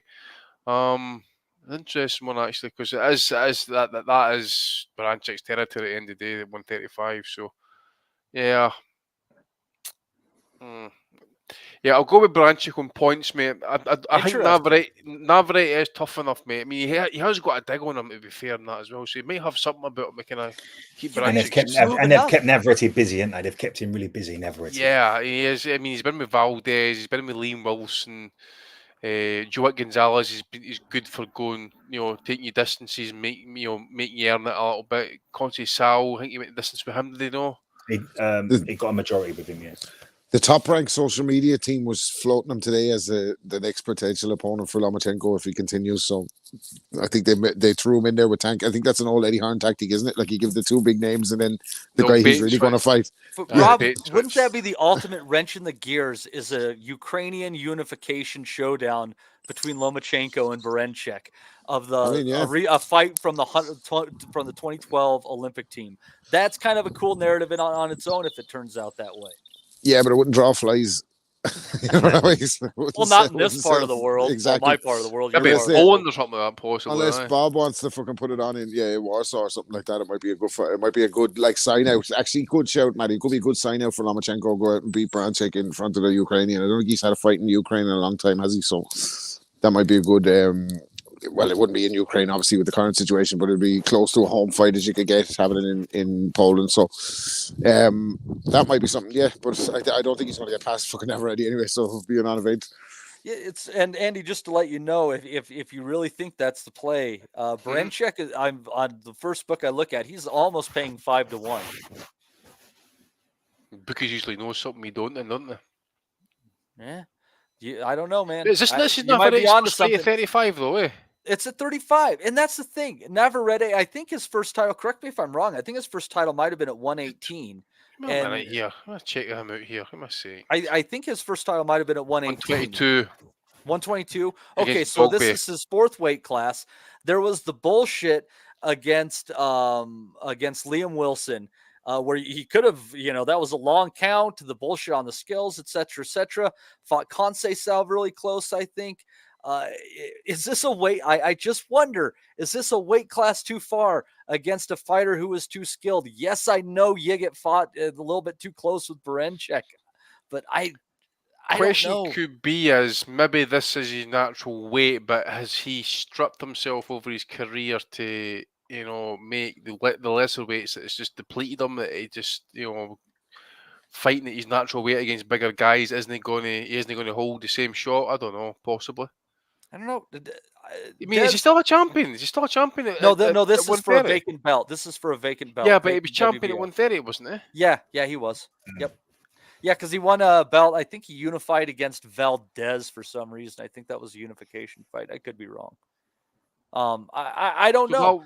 Wait a minute. I think Valdez has got one of the interim belts, as give me a second here. Yeah, but this was years ago when Navarrete fought Valdez. This is. Yeah, I know, but I think Navarrete still got that 130 title, I'm sure. Yeah, I think he just won it again. I think he won it against Liam Wilson. That was what for that fight was for that belt. It's for interim belt. It just says it, the interim belt he won against Liam Wilson. So Navarrete still must have that 130. Yeah, maybe. Maybe he's holding on to it just in case, but I don't know. Des, what are you thinking on this? Like, I'm not sure on this. I just think that if we're looking at it purely based on odds, 5-1 on Berenchek sounds pretty tasty. And if that kind of gives me the sense of fuckery in the air. Shut up, you madman, you. Fucking sees a 5-1, he has to go for it. Hold on, and also it gives me the sense that there might be fuckery in the air and maybe a punt on a draw as well. Like, Navarrete, correct me if I'm wrong, he is not the puncher as he's moved up the weight classes. He's still a very, very strong puncher, no doubt about it. But I don't know that he's going to be bowling people over at 135 pounds. And he's got good volume, isn't he? He has a good punch output. Yeah. And I think all things being equal, I think Navarrete wins the fight, but I think it's the weight that gives this fight jeopardy. I think they've been cute. I think they've picked the right guy. I think Berenchek's tough and he's a good fighter, but I think Navarrete is a better fighter. I think Navarrete beats him. But I understand why 5-1 is very appealing. I understand the jeopardy involved, and it is Navarrete's fourth weight class jump. So, yeah, there's an awful lot of things that could happen here. But for me, my gut feeling is Navarrete left too much for him. Yeah, I think Branchik might be getting a little long in the tooth too. He might be get 35-ish or so. I don't know. I just think Navarrete is a very good Mexican, and I think Branchik might be a good Ukrainian that's slowing down. I just think it's the right pick. Yeah, well, I don't know. Well, I just think this fight is more interesting than the underdog paying 5-1. Des, I don't know, man. See that Conceição fight? I can't remember much about it. So was that a legit draw, or was that a Conceição draw where he fucking like lost the fight for like the jaws are winning it? You know what I'm saying? Like I think it was I think it was a pretty fair draw. If I recall, I think. I need to go back and see that. Then. It was one. I think it was a fight where I thought Conceição was really live. Yeah, Conceição. Like I got to be honest with you guys. I know this is a little bit of a diversion, but Conceição is honestly one of he's just in a different time with a different level of fighters. He would definitely have a belt or two. Conceição was a very good fighter. Fast to deceive, mate. He had Valdez bagging to rights. He just he let it slide. Yeah, he hit him. I know. But anyways, Rob, I'll give you last take on this one. So Andy's thinking Branchik. He's going underdog. Des thinks that the line's closer to right. What are you thinking, sir? Well, it's funny. Anytime I think of a top rank show, and I know Aram is fucking 90 years of age taking gummies, and he may not be as invested in every single fighter under the top rank roster as you could imagine, but he's still fucking jumping on Learjets and flying privately around the world to fucking be ringside with his fighters like he was in Australia last night with fucking Vasily Lomachenko. So he obviously has a fucking massive passion for the sport. But I'm saying that to say this. As well, seen Inoue. What's a fucking guy, man? Yeah. He's fucking. I'd say he's got a stack of Viagra as well in the fucking. Along with the gummies. Mate. He's just going out fucking firing, Bob Arum. But what I'm saying all that to say this, Bob, when you land in China, pick up some broads, and I'm gonna fly to Japan. I'm gonna go to a moratorium. They said I was slut shaming. I think of that fucking guy on dodgeball in the wheelchair. What the fuck was his name? Something 02 Leagues 02. Yeah. I think I'm saying all that to say this. I think Bob Arum is the master matchmaker. And those bookies are at 5-1 for a reason. Navarrete's going to win this fight, like no doubt about it. I don't think he'll get the stoppage, but he'll grind it out on decision and look good doing it. Arum matches his fighters on the way up or on the trajectory absolutely fucking fantastically. He's a career of fucking doing it. This isn't the way up, though. This will make him a fucking 4-division champion. Well, he's on the way up to 4 fucking divisions, isn't he? Fuckface. The fuck, man? Ain't shit marinating. Well, what I mean is on the way barbecue, 12 hours. What I mean is he manages the trajectory of the fighters. Then let me say it in a better way. Manny Pacquiao being the best example of all time, by the way. He fucking every fighter that Manny beat at the top of his run was either coming off a fucking loss or he's bringing him down or there was some fucking advantage to Pacquiao. Or the right guy who was undefeated or had a belt like Des was saying with Inoue earlier. That exactly. David Diaz win over 135 at 135. He lit David Diaz up. That was a beating and a fucking half. Well, when Pacquiao beat David Diaz. Mm-hmm. Yeah, that was the worst beating I've seen in a ring. That was awful. So what I'm saying, basically what I'm saying is Bob Arum's no mush. And if the fucking guy's 5-1 underdog, I'd be sticking with the fucking Navarrete on the parlay there, Matty, if I was you, dude. I'm gonna get wait some value on the points win and the parlay for yourself instead of fucking daydreaming about this draw that's not going to happen. That's kind of what I was thinking on this. Is I kind of, even though I haven't seen a number on it yet, I bet you'll be getting better than even money on this fight to go the distance. That's my hunch because I think they're playing Navarrete, the knockout guy. Yeah. It's just speaking from the value. I just don't see Branchik as a 5-1 underdog against Navarrete. I think he brings far too many tools to the ring. Here's the way to look at it. Then. Do you think Branchik can knock Navarrete out?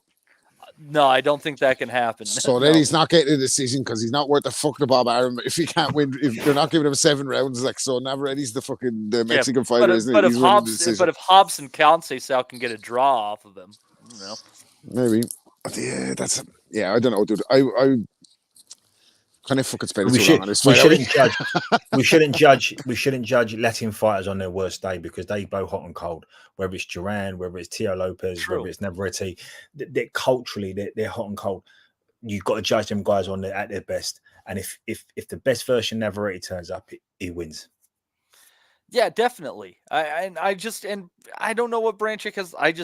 We'll see. I think the odds are wrong based on the competitiveness of this fight. I'm not saying it's 50-50, but I don't think that Branchik should be paying 5-1. I just think that's wrong.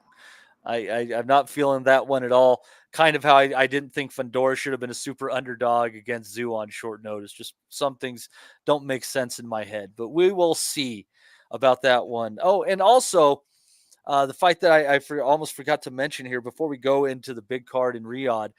If you guys didn't get a chance, the only fight I really had a chance to see on the DAZN card on Saturday night was Rocky Hernandez against Lugo, who fought to a draw against Mauricio Lara recently. Hernandez getting, I believe, a 7th round stoppage. I thought the stoppage might have been a little quick, but this fight was an absolute war. These guys traded some huge punches. Hernandez found that uppercut and changed the tide in the fight, though. So anybody who has not had a chance to see that one, as far as action goes, that one is definitely your pick. I cannot believe I forget it. From Saturday, the DAZN card, Rocky Hernandez taking out Daniel Lugo. Fantastic little fight for 7 rounds. So yeah, check it out if you get a chance. Now we will go and we'll preview from the other side of the world here. I don't know. It's not that bad of a flight for you guys. It'd be a terrible flight for me. But coming from Riyadh, I got 7 fights written down here of various interest. We'll save the main event for last. I'll touch each of you guys on the undercard, not in any ways that you wouldn't want because I believe in consent. All right. At the bottom of the card, where he belongs, we got Isaac Lowe against. How is he on this card, by the way? Against Hasabullah Ahmadi. Hasabullah Ahmadi, I do believe that's his name. Sergey Kovalev is taking on Robin Serwin Safar. Mark Chamberlain is taking on Joshua Wahab. We've got Ajit Kabayal and Frank Sanchez. Jai Apataya in the rematch against Maris Freitas. Joe Cordina and Anthony Kakachi with the IBF 130 up for grabs. Let's start with Rob. What do you think about this undercard, sir? I think the undercards can suck my dick. That's what I think about it. I think Kakachi and Cordina is probably a good fight. The rest of it, Apataya Braidis rematch isn't interesting. It's all right. It's all right. But on a Saturday night, like, it's all right as a warm up, I guess, for the main event. I think Cordina and Kakachi will be a good shootout. I fancy Kakachi, actually. That's not the Irish should be just coming out. Like, I think he has the tools to beat Joe Cordina, but that'll be a good fight. Isaac Lowe versus fucking whoever. I don't give a fuck about that, but I wouldn't be surprised if Isaac Lowe comes unstuck.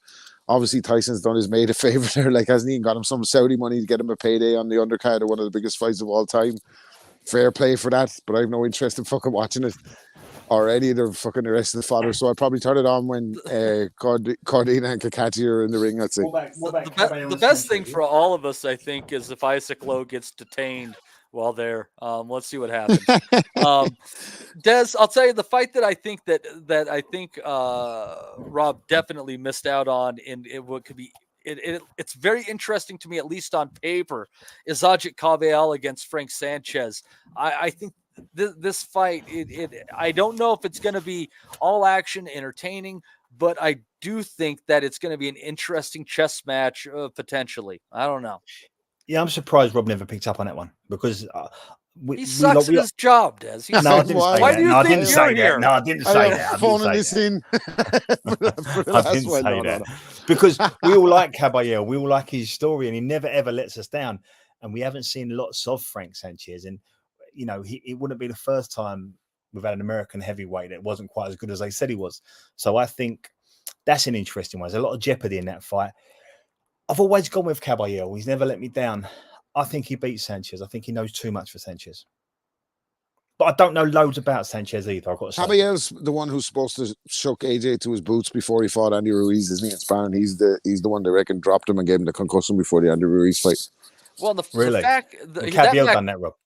That's what they say. Yeah, he was the sparring partner. Right, yeah. That's what they say. He was the sparring. Well, it was rumors about it. I don't think it was ever confirmed. Like, I think they did a fucking a salvage mission on that one, didn't they? Like at the time, but there was rumors, and these are only rumors, and they're internet rumors. I don't have any insights into fucking gyms or anything like that. I don't know what's going on, but a lot of people were saying Caballero was the one who fucking flattened AJ in sparring. Well, but Matty, sorry, mate. Yeah. I think Caballero and Sanchez, overtime. Bradis is a brilliant fight. Cordina is in a great fight. I think that's a good 4 fights we've got there to look forward to. I think they're stacked. Them 4. I do too. And I'll tell you what, and Caballero came into that fight against Makhmudov 7, 8, 9 to 1 underdog, I think, and just beat the shit out of him. I mean, made him look like a rank amateur. Yeah, there was a lot of people in the chat that had that. We took them odds because we knew how good Caballero was. He's a good boxer. He understands angle. He's got good feet. He's patient. Not every punch has got to hurt you. He's a good fighter, Caballero. Well, and it's good that he's staying active, more active now, because he just kind of sat on the shelf more or less after that Chisora win. So, anyhow, didn't he have a brilliant night in Monaco against Chisora? Then he went on the missing list. We never see him for a couple of years, and he come back against Makhmudov. So you're right. It's nice to see him active. It's nice to see him out on a card like this. Yeah, and we'll see what goes on. I think Sanchez might be the favorite, but I haven't looked at that one. That's my assumption. Might be a chance for people to pick up a little bit on that one too. So, Andy, what do you think on this undercard? Any picks from you that you think are particularly interesting? Yeah, I'll probably up a tire Bredis, mate. See if he can stop him this time. Cordina Kakachi, I suppose, and I'll keep a wee eye out for see how Kovalev, how washed he is. I see he's fighting up at cruiserweight, so I want to see how soft he's looking. What else we got? Isn't that the big like? It's just shocking that he's still going, because, like, looking back at how other fighters have dealt with Canelo, at least taking his power a lot of the time. I mean, the fact he got knocked out by Canelo at 175 pounds, like it makes him look as like the condition he was in at that state and time just even worse. So you wonder, how could he be better this many years on? Well, I follow him on IG. He's kicking about, traveling with the family and that type of stuff. You know, holidays. You know, living the good life. So I don't know what type of state he is for a fighter at this point. Seeing how many different countries he can punch a woman in. Yeah, true. But a very good fighter in his day, Kovalev, wasn't he? It was. That 2-1, baby. That 2-1 was something else. It was the reverse 2-1. Isaac Lowe got no interest in that fight whatsoever. I see it. I think that guy. Oh, I did want to mention this about this fight though. I did notice the guy's from Afghanistan, and his alias is called the Kalashnikov. Very apt. Love it. Very apt. And he calls his right hand the opium fucking. The reloader. One thing I wanted to point out, that Daniel Lappin from Kabul.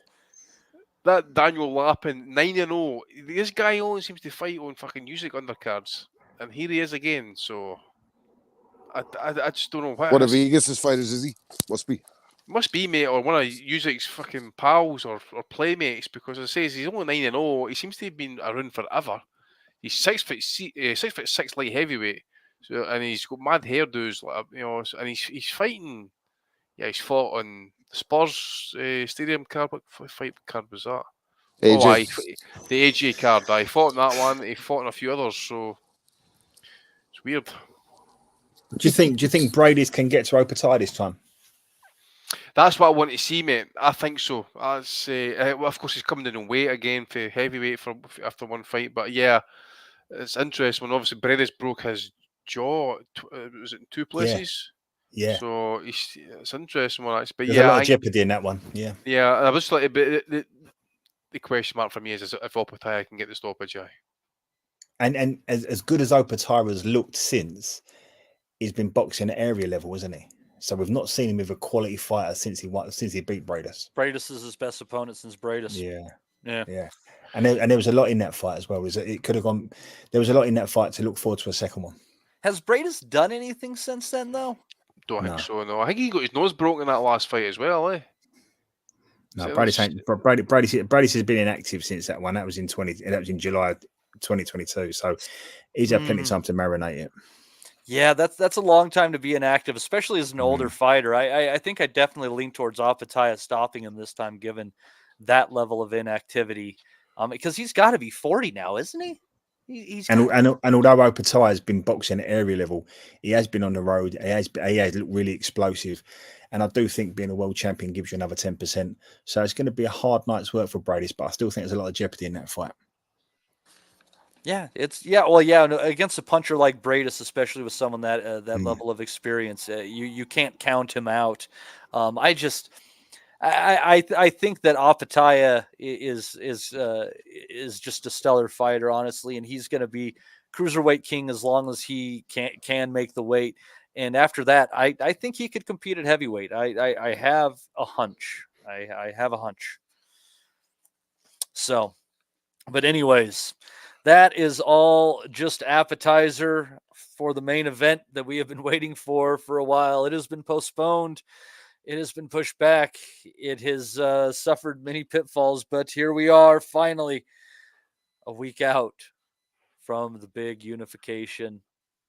Oleksandr Usyk against Tyson Fury. The battle of the skilled big man against the super skilled little man. This is definitely the most excited I have been for a fight since probably the first Tyson Fury Deontay Wilder fight, I believe. I expect that this fight will be very interesting. I don't want to give my pick yet. But Andy, yeah, I see you're unmuted. I think you might be chomping at the bit. No, I forgot I was unmuted, mate. Sorry, I'll mute for if you want. Well, you volunteered for first. You volunteered for first dibs then. All right. Yeah, obviously, mate. I mean, I had looked into going to the fight the first time actually before it got postponed, and it was a goer. And then obviously the fight got postponed and plans got changed. So, anyways, glad it's happening. Hopefully, we're almost there. Usyk's my picks is take aims. Interesting one actually, because if this fight happened directly after the Fury had beat Wilder, I would have said without doubt Fury would win hands down. But as time's crept by, you know, both fighters are a wee bit older. Fury's shown the wee bit of signs of slippage. Was the Ngannou fight a blip? Did he need the extra time to kind of prepare himself for this one? I don't know, but I just hopefully everybody is at peak optimal performance as best as possible. No injuries, hopefully, touch wood. Both guys are in there ready to do the business. I think Fury will be prepped and prepared. He'll definitely be mentally. He'll be on it. I think. One thing I think Usyk will definitely have problems with is I think Fury will definitely use his size better than what Joshua ever did. I think Joshua kind of fought down a little bit. Joshua was so afraid to be hit that he but he also tried to box him. Give up the distance, yeah. But he tried to box him as well in the rematch, whereas in the first fight he got slightly over aggressive, and then he got caught a couple of times. I seem to recall he was trying to double jab him, and it came over with a right hand, and I think Usyk kind of stopped him with his own jab and came over with the left hand and staggered him. Things like that. But I think Fury uses his size far, far better than what Joshua does. So I think Fury will definitely be on the jab.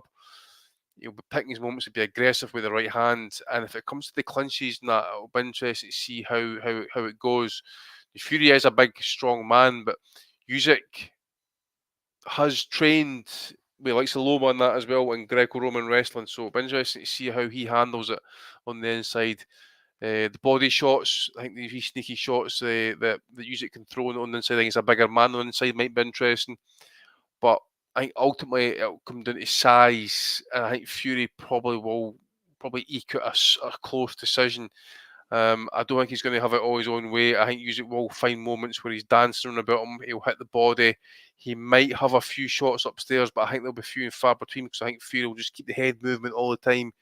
And the switch of stances, I might come into it, so it might throw Usyk off a little bit as well. The main thing, I suppose, for Fury is try and break any rhythm that Usyk's got. So whether make it ugly, stab him with a jab, keep him at distance, don't let him engage, whatever you got to do. Something along the lines to how he fought Klitschko, possibly. You know, jab, move, feint, pretend he's going to attack, then possibly back off. I think we could possibly see a boring fight. And probably see Fury maybe just eke out like a 115, 113 type scorecard possibly. Apparently, I think there's going to be controversy involved in this for some reason. I don't know what. Probably a cut. I don't know. The way the Ukrainians are talking, actually, I see. What's his name? What's his manager's name again? Klimas. Yeah. He's talking verbals on Twitter. I think it was he was saying to Tyson Fury. I think he was showing him a video or something along the lines of what Usyk was saying. He said, "What does that even mean?" I think Klimas says it means you're fucked. So unlike Klimas to get involved in that type of verbal, I think in that, So I don't know. Wait and see. But I like fight week, but it's been quite quiet from both camps. Actually, we'll probably see a wee bit more over the course of the next couple of days. But Fury seems to have kind of held court quite quietly. Hasn't really spoke too much shit. He respects the fuck out of what he's facing here, by the way. So I think that's the reason why he's not been making any outlandish claims. Might get it in fight week. We never know, because obviously guys are getting their mind into rabbit. Zone. Yeah, rabbit. But I think you know what I'm saying. He respects Usyk without doubt. This is a different mentality that he's facing here, by the way. This is not a guy who's going to crumble under the lights. And fears him a little bit. I think he has a healthy fear of Usyk, because it actually brings me back to an interview that Bert Sugar gave years ago when he was talking about Pacquiao and Mayweather. And you remember at the time, we're going back 15 years here, at least 15, 16 years, when 5 years before the Pacquiao Mayweather fight, everyone was touting it and everyone was expecting it was going to be next. And there was the fucking, Manny won't take the drug test. Floyd wants the drug test. He's ducking. Manny won't take the drug test. He's ducking. These guys are going to fight each other next. And then Floyd fucking pulls a Showtime deal or whatever. The fight doesn't happen. But the Bert Sugar made a point about when he was talking about it to him, and he said, I don't think Floyd Mayweather is afraid of Manny Pacquiao, but the bookies in Vegas at one stage when the fight was being touted made Pacquiao the favourite. And that spooked, he thought, Floyd Mayweather into taking the fight right then. It was the first time he was fucking, the bookies were fucking even going for Pacquiao. It was making Floyd doubt himself a little bit. And I think Usyk's stock is so fucking high amongst boxing purists and the general wider public after the 2 wins over AJ that people legitimately think that Usyk is a threat to Tyson Fury. And I think he feels that a little bit. That's just a hunch now. I have no insight into fucking how Tyson Fury feels about fucking day to day or whatever the fuck he's thinking, but I get that vibe that he has to take Usyk serious because he believes Usyk is a real threat. And that's maybe, but as well as that, they fucked the promotion up, didn't they, by having a couple of postponements and the long delays in between fights. I have to say, I hate fucking trying to disparage fighters when there's no scientific evidence for it or whatever, and not take it away from his ability, whatever. But I have huge suspicions over Usyk as well. In this current climate, he has a lot of fucking breaks himself. He has injuries and layoffs, and he's going back to fucking Ukraine. I know that situation is what it is or whatever. I'm not trying to suggest that he's fucking cycling off by going to war or whatever, but I just think in general in his career he has a lot of layoffs in between fights, and that's hugely suspicious for me. He was a big enough cruiserweight, but I think it's a massive fucking ask, giving up 30-40 pounds against the likes of Tyson Fury. Might as well come to the fucking prediction. I think where Fury gets into a rhythm, I think it's an interesting fight for me in so many different ways. I mean, obviously it's a fucking top class fight between 2 top class heavyweight fighters, probably the best fighters of the last 10 years in the heavyweight division. Usyk's had to fucking move up from cruiserweight, proved himself. But I think Andy gave a perfect fucking breakdown into how the fight's going to go, because if you're going off Usyk's performances against Joshua's a robot, isn't he? He's a programmed robot. He has proved in his career that he hasn't got the ability to adjust on the fly. So we saw in his performance against Ngannou when he's given instructions by Ben Davison, he goes out and gives him, stay on the fucking 1-2, feint, boom, do the jab, step back, 1-2, and he's able to do that. But in the middle of adversity, he's in the corner to Robert McCracken going, what do I do next? And he's in fucking talking to Robert Garcia going, what do I do now? You've heard him ask different times. He's not able to make those adjustments on the fly. And I think fighting Tyson Fury from Usyk's point of view is a totally different animal than getting 2 decision wins against Anthony Joshua, where he had to overcome some adversity in both fights and had shaky moments. He had another questionable shaky moment against Daniel Dubois. You know, people say it's a shot in the goalies, whatever. I thought it was borderline. Maybe he sold it with his experience. But I just think, if we don't know, I made the point again after Fury fought Ngannou on the night, he looked so fucking dead on his feet that I wondered that even though he was victorious the 2 times in the Wilder trilogy and had the draw on the other one, that after being on the deck, I think about 5 times, fucking Deontay Wilder, has that had its fucking cumulative effects at this stage of his career? So if he stayed hit, can Usyk get around him? I don't think Usyk's going to knock him out, because Fury's shown that you have to nail him to the ground. He's been hit by some of the fucking most biggest punchers of all time, and he always gets up and finds a way. But you can get to him. So I'm wondering, can Usyk get to him, maybe drop him once or twice? That'll be the key to victory for him. Both of them are slow starters as well, very slow starters. So can Usyk get into a rhythm where he can maybe nick a couple of the early rounds and then maybe score a knockdown later on or something like that? That'll be the key to victory for him. But I just think Fury's so much of a dog. I think when it comes to big fights especially, I think he'll be able to dig in. I think he'll be able to box with him. And I think he'll be able to do him dirty when he gets in the clinch. The Greco-Roman wrestling point really fucking interesting to me. I know Lomachenko is supposed to be an expert wrestler. Fucking Crawford as well, expert wrestler. But going back in the days, Pernell Whitaker was another one who's supposed to be an expert wrestler. So if Usyk is like that, and we'll have to see what it's like when they come to the clinch, but if Usyk can start to dominate the clinch for some reason and get on top in those exchanges, then I think he has a massive advantage. But if Fury sticks him on the jab, roughs him up on the inside, goes to the body, I think he might. I don't know if he'd stop him, but I think he might win a lopsided decision, Fury. So I'm going to stick with Fury for a decision for the moment. But yeah, hugely interesting fight, and I think there'll be a lot of stuff that'll play out in real time that you'll be able to see. There'll be a lot of adjustments and stuff like that as well. So it'll be good stuff. It should be an interesting fight. Right now, I'll tell you what. Of all, the line's pretty close. It's even some places. Fury's a slight favorite here and there. I don't know if I've seen Usyk as a favorite currently, but Des, what's most interesting to me is that you can get just about 2-1 on this fight to not go the distance. And something that keeps popping up in my head is if I see a route for Usyk to victory, that's not necessarily, what someone might be commonly thinking. Look at how many times Tyson Fury has been cut now since that Otto Vollen fight. I mean, this guy is getting cut in fights. He's getting cut in sparring just over and over again. And if it's a headbutt, that would suck. Ends up going to the cards after so many rounds, etc. Technical decision. What are you going to do? But I guess I could see Usyk getting, landing something sharp and cutting Fury open, and that being the way this fight ends. The controversy that I was talking about. Yeah, Fury can get cut. Both guys can get cut in this one, but I don't think it gets stopped on a cut. I don't think either fighter can stop the other. I think this goes 12. But it's a really interesting fight, and arguably Tyson Fury's biggest advantage is his size, but sometimes we can overplay size. And I've seen Usyk travel from middleweight in the amateurs up to heavyweight in the pros. He dealt with Anthony Joshua twice and Daniel Dubois, which we don't really talk about enough, because he stopped Dubois, and there's a lot of world champions who won't go near Daniel Dubois. So I think there were 3 brilliant wins. I think it's a brilliant build-up to the biggest fight of his life.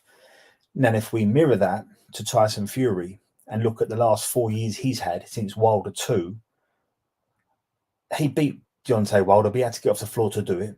And we're not quite sure what Wilder had left at that stage. Then it was Derek Chisora. Dillian White. Then it was Derek Chisora. And then the Ngannou fiasco. In the history of heavyweight boxing, whether it's Muhammad Ali, Joe Frazier, George Foreman, Lennox Lewis, Evander Holyfield, the 3 years leading up to their biggest fights, their career-defining fights, those guys beat titans of boxing. If you look at the last 3 or 4 years, what Tyson Fury's done, I don't think it really prepares him for an Oleksandr Usyk. So the question I would ask, without trying to be too clever, does Oleksandr Usyk lose to any version of Tyson Fury that we've seen in the last 3 years? And I don't think he does. I think it'll start. They're both are slow starters, and they'll both be very respectful of each other. I think that's when Usyk will find angles and gaps. I don't think for Tyson, he showed against Ngannou, he's not very good at going looking for you. I'm not sure if he can fight on the front foot. I'm not quite sure his feet are as good as they were for the Klitschko fight or pre-Klitschko. I think he's slowed down a lot. He might have softened up. And I just think Usyk's red hot. The rhythm I see is Usyk staying in the pocket, looking at angles, pivoting off the front foot, working Tyson's body because it's a big target, avoiding big shots. Tyson sitting on the back foot. And I think Usyk wins a decision, and it's probably a split.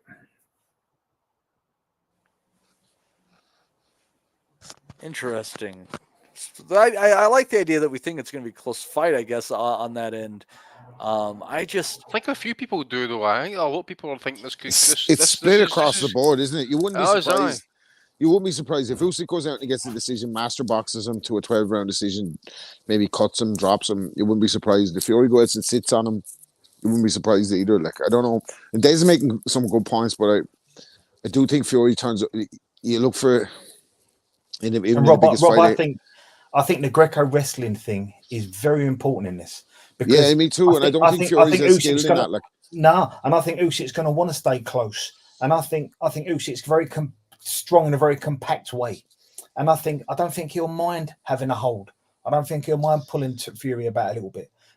The problem is for him, if he gets close and Fury gets him around the neck and starts lying on him, Fury's good at getting fellas to slip under the shots and then put his fucking, put him in a headlock and lie down on us when the referee breaks him. Can he do that for 12 rounds with a fella fucking 30 pounds heavier than him who looks in decently? Again, I go back to your point that you made about his last 3 years. I agree with that totally. It's like sparring partners. Especially the Chisora third fight was a fucking... was a pension for Derek. Like, he was helping every mate. He carried him around for 12 rounds. Like, but I think Fury, like, even in the fucking build up to the first Wilder fight, he'd been fighting fucking cans, hadn't he? And then he's able to turn it on the big night. Like, I think, and then he changed his style in the second Wilder fight. I think he has too many things. Just for me, I'm not going to get like fucking be shocked either way if either outcome happens. But I just think that Fury has too much on a big night. His boxing IQ is madly underrated, I think. And I think he's able to kind of maneuver his way and adjust on the fly. So, but I do think those early rounds are key. Like you said, I think the two of them are slow starters, and I do think that favours Usyk to pick more pockets in the first 5 rounds where it gets warmed up. And I think Usyk bamboozled AJ in them at the first 3 or 4 rounds of both fights. And I think he gets into that horrible rhythm where you just can't get off as the opponent. And he seems to get comfortable close, pivoting off the front foot, working at angles where you can't land your shots. And again, this is where the Greco wrestling will come in. I think as Tyson Fury turns into him, I think Usyk will be quite prepared to hold, get comfortable, and let his shots go again. I don't think it's going to be an exciting fight. I think there's a very big chance it could be a stinker. But going back to what you said, Rob, the old Klitschko thing of holding and leaning, I think that cat's out of the bag. And I think we saw Klitschko do that against a lot of guys, but none were as top level as Usyk. And I'm not sure Usyk will let Fury get away with that. I'm interested to see what the stance is like with Fury, in that he normally switches to southpaw after round 3 or whatever, and starts to go on southpaw depending on who he's fighting or whatever. Or he switch mid round. I don't think he's going to be as keen to go southpaw with Usyk. I think he'd be very reluctant to go southpaw with Usyk. Yeah. Mm-hmm. Yeah, so my feeling on this one is just that it's all going to be about the distance it's fought at, and if Fury still has a bit of light on his feet with his reach, he can control the outside, and that's a dangerous place for Usyk to be, and that could be where this could be a boring fight. As many people believe when Fury lifted the belts off of Klitschko. Also, I think that Fury leaning up against Usyk, even if it doesn't seem that way early, will become an advantage later on in the fight. He's a big guy, even if he's dropped 20 pounds off him to get in better shape for this fight. So Usyk has to fight this at the mid-range, and he has to do that without getting caught up with Fury's big arms and pulled in, etc. And we also have to remember that Fury has a pretty damn decent uppercut on the inside. So for me, it's just I see more ways that Fury can win this fight. So my lean on this one is Fury by stoppage in the last half of the fight. So, but what round? Sorry, last half. Last half. I don't think, if I had to say it, probably like the last third more than the last half. I wouldn't even doubt it if Usyk is up, 5 rounds to 2 after 7. I wouldn't doubt that whatsoever. It's good, a good big man against a good little man. It goes this way, and I think this actually, is it a great big man against a great little man, or is it a good big man against a great little man? In which case, it tilts Usyk. So we'll see. Let's hope it fucking delivers anyway. And I know we all get the feeling of controversy every time Fury's in the building, and Usyk has had a bit as well in the last fight. So let's hope it's a clean win, no matter who comes away with it. This is going to be a rematch anyway, isn't it? So we're getting ready for 2 of these.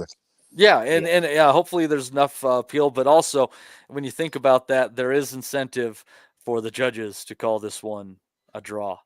But I guess we shall see. But anyways, we're looking forward to that one. That's going to be Saturday afternoon for me, Saturday evening for you guys, I do believe. And with that many fights on the card, I reckon it's going to start pretty a decent time early for in us the day. actually. It'll be a decent time. It'll be probably dinner time for us when it starts, probably even earlier, 4 p.m. time for us, possibly. Yeah, it'll be over by the time this cunt starts value of the week. Yeah. I know. Well, I need to be up in fucking 5 Andy a.m., wants man. to go. The good thing for you, Andy, is the fact that I just cannot I was not able to get anything loaded up for that much for the value of the week because new to this. Welling's fuck's sake, man. I got to get better. Never happened under Wellington. Hey, fuck's sake. I've got to get better at this, but hey, it's a learning curve. Let's see here. Let's go with our friend Audley to kick this thing off, though. Value of the week. What was that? Wait, somebody said you narrowly just missed out on value of the week, mate. Was close. You and Bean. What Bean? Tell me more. What does that mean? I'm clueless what you're talking about, buddy. What does that mean? Share some insights with me. Value of the week. Hello. I just got to let you know. Our good friend Audley. Des dropping off. We can wrap this thing up. I think the first nomination, Andy, we got to definitely give it to Dan Hennessy, the announcer in Australia, who managed to announce the wrong fighter in the Nika Johnson fight. We got to definitely give him a bit of love on that one. I see nobody's mind. He's on the Hennessy himself, was he? I was going to say, Rob, can you remember the fucking fight that he was announcing, and he was absolutely, it looked like he was absolutely pissed out his mind. He was fucking having the time of his life announcing this fucking fight, man. It wasn't Telford and Dara Foley, was it? Nah, mate, it was definitely Australia. I'm sure it was a big-ish. It was a Geopatang as bread as possibly. I can't mind. But anyway, this motherfucker was involved with it. Honest to God, man, he was fucking outrageous. I tell you how bad it is. Fat Dan's taking it up upon himself actually to start a campaign against this guy. He's only doing his job, for fuck's sake. He's got that Raphael out of his seat, is what you're saying. Seats, mate. Seats. Out of his seats.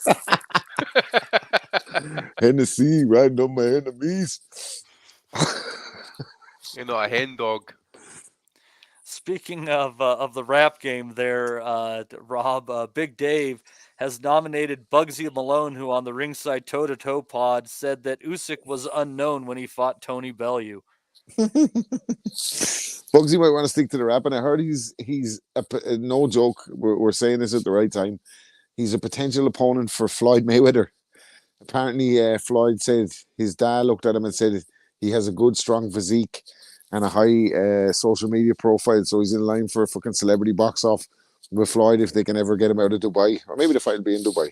a great bunch of lads. So, yeah, don't take Bugsy's word for it. Hey, yeah. Well, we all have had our bad takes over the years, Rob. I guess we should give the man a break. We had a few a couple of weeks ago. Time. I thought Haney was going to beat Garcia. Fucking hell.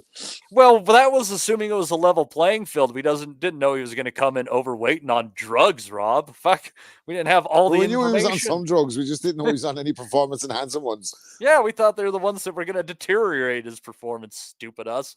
Forgot what it was to be our 20s and not be affected by anything. Praise the Lord. Yeah, those are good days. Let's see here. The Gad was apparently being an absolute jerk off regarding Connor Benn. Fortunately, I was unable to cut that into the pieces there, but we'll work on this. The last one that I have, I was able to get this. Oh, I heard the Gad, by the way, he was talking about the significance of the Usyk and Fury fight, and he's leaning towards Usyk in his predictions or whatever. And he was talking about the significance of a UK heavyweight beating a guy like this, and he referenced Fury, Klitschko, obviously, and then he was like, I know there was David Hay fighting Valuev. He can't say nobody's name without an accent like this fucking dickhead, man. The Gad. David Hay fought Valuev. He's like fucking Boris the Blade out of Snatch he was. Fuck me. You motherfuckers. Yeah, you gotta love him. Yeah, he's always worthy of a mention. But you know, this week there was a good video here. This one I think is interesting. If we're looking for philosophy, this is from the Tao of Archie Sharp. Main champions, I say. God damn it. Main champions, I say. It's not how hard you get hit; it's how hard you get up. Or is that the same? He doesn't know. Oh, I get up some hard. I tell you. I see how a champion. Yeah. It's not how hard you get hit, it's how hard you get up. That text looks like it could be like over a fucking picture or the fella off Peaky Blinders and shared by some fucking single dad when he's trying to get at the mad on it. It's not on Facebook. It's not how hard you get hit, it's how hard you get up. You fucking asshole. He's still hit from the first round, the fucker. Oh. Twice there. You know, to be fair to Archie, sometimes it's hard to remember how things work after if you've been knocked in the head a few times and tasted canvas twice. We all have our moments, you know. We all have our moments. Archie, Argentinians, great bunch of lads. Archie, not so sharp today. So hard to get up. Anyhow, like I said, working through this, don't have everything compiled I can. We'll try to get that done earlier next week and work through this without Steve picking it up as we go a little bit. But I think we held together all right. Andy, do you have any nominations? This is it. Fucking get him out of here. This is it. The video of the week. just the one I think, mate. I don't know if anybody caught it, but in Nashville, Curtis Harper won by first round DQ against a guy aptly named called Khalib Slaughter. Anyway, Khalib Slaughter basically bodies, Sergeant. Well, he fucking downgraded to corporal at this rate, by the way, because anyway, he body slams this guy right onto the fucking top rope, and then Lex Luger, Bret Hart, Royal Rumble finishes it right out the fucking top rope, right onto the floor below. Oh, fucking chaos. Anyway, Curtis Harper gets a first round DQ victory, and he leads on to a winning record now of 15 wins and 11 defeats. Fuck. Gotta love him. Standing up is what you're saying. Yeah, it's all downhill for here. I think Curtis Harper might be one of the only fighters who's been on both ends of a first round DQ. There you go. Because remember, he walked out of the ring against a somebody. He's got a colourful career, this guy. Never be boring, at least, Rob. Never be boring. Give him something to remember you by. And one for Ryan Garcia claiming there's a billionth of a gram found in his system. Couldn't he make this shit up? He says, well, it's there, mate, so it's strict liability, so you're fucked. That's what he'd be saying to the missus. Here's another nomination, I guess. Strict liability, you're fucked. Somebody in the chat said that Ryan just said on Twitter that he slept with George Kambosos' wife, so I guess might as well give Ryan one there. Ryan, did he? Yeah, he says a lot of things. Maybe somewhere. Yeah. So, Rob, you got any nominations? Yeah, well, honestly, right, I saw a fucking press conference the other week. See, I watch any old shit when it comes to boxing, like, even though I've dialed out. most of the time, but I watch the fucking press conference. I've been meaning to You watch won't this, watch by the fights, way. but you will watch a press conference. Anyhow. Oh Meaning to my watch it. God. I've not got time to go into it yet. This press conference is one of the most depressing comedies you will ever fucking see. And fuck the baby reindeer. Get onto the press conference for fucking Boots Ennis versus Cody Crowley. Because, man, I've got them first saved. off, there's 3 incidents in it, and the whole fucking shit, it just builds up like a fucking crescendo of fucking dark comedy. Like, so, first off, can we get fucking Boots Ennis' dad out of here, right? We don't need another dad trainer fucking around wanting the limelight like Bill Haney. This fucker is up out of the fucking seat wanting to bring Cody Crowley's trainer to his gym in Philadelphia because the trainer said, I thought this fella was supposed to be the man in Philly. There's like fucking 10 people at the weigh-in and they're all his family. So fucking Boots Ennis' dad jumps up and starts offering him out or whatever, telling him to come to his gym. He's going to stop him. So Cody Crowley starts talking, right? So I hadn't paid too much attention to Cody Crowley. I've seen a couple of his fights, but I hadn't paid too much attention to his fucking out of the ring persona, right? But he looks like if Caleb Plant got fucking white weight bum, trained. basically. That's what he is, Yeah. mate. Trailer trash, fucking white trash, basically. So he looks like if fucking Caleb Plant got fucking boiled down 2 weight divisions, right, for a payday. And he's sitting at the press conference, with his fucking glasses on him, and he talks like fucking one of the Trailer Park Boys. He's from Canada, isn't he? So he's like, so I'm so proud to be in Philly, eh? And everyone's like, boo! Right? And he's like, I haven't even been thinking about boxing because I've had mental health problems. And everyone's like, boo, fuck that shit, right? And then he's like, my father hung himself. Everyone's like, crickets, right? It's like fucking terrible and all, obviously, right? Fucking obviously a fucking huge tragedy. But the way he said it was like fucking Ricky Gervais saying there's been a rape up there in the office. Like, it was fucking, so you could hear nothing. Like, and then Eddie Hearn gets on the mic and he's like wearing this little baby blue suit.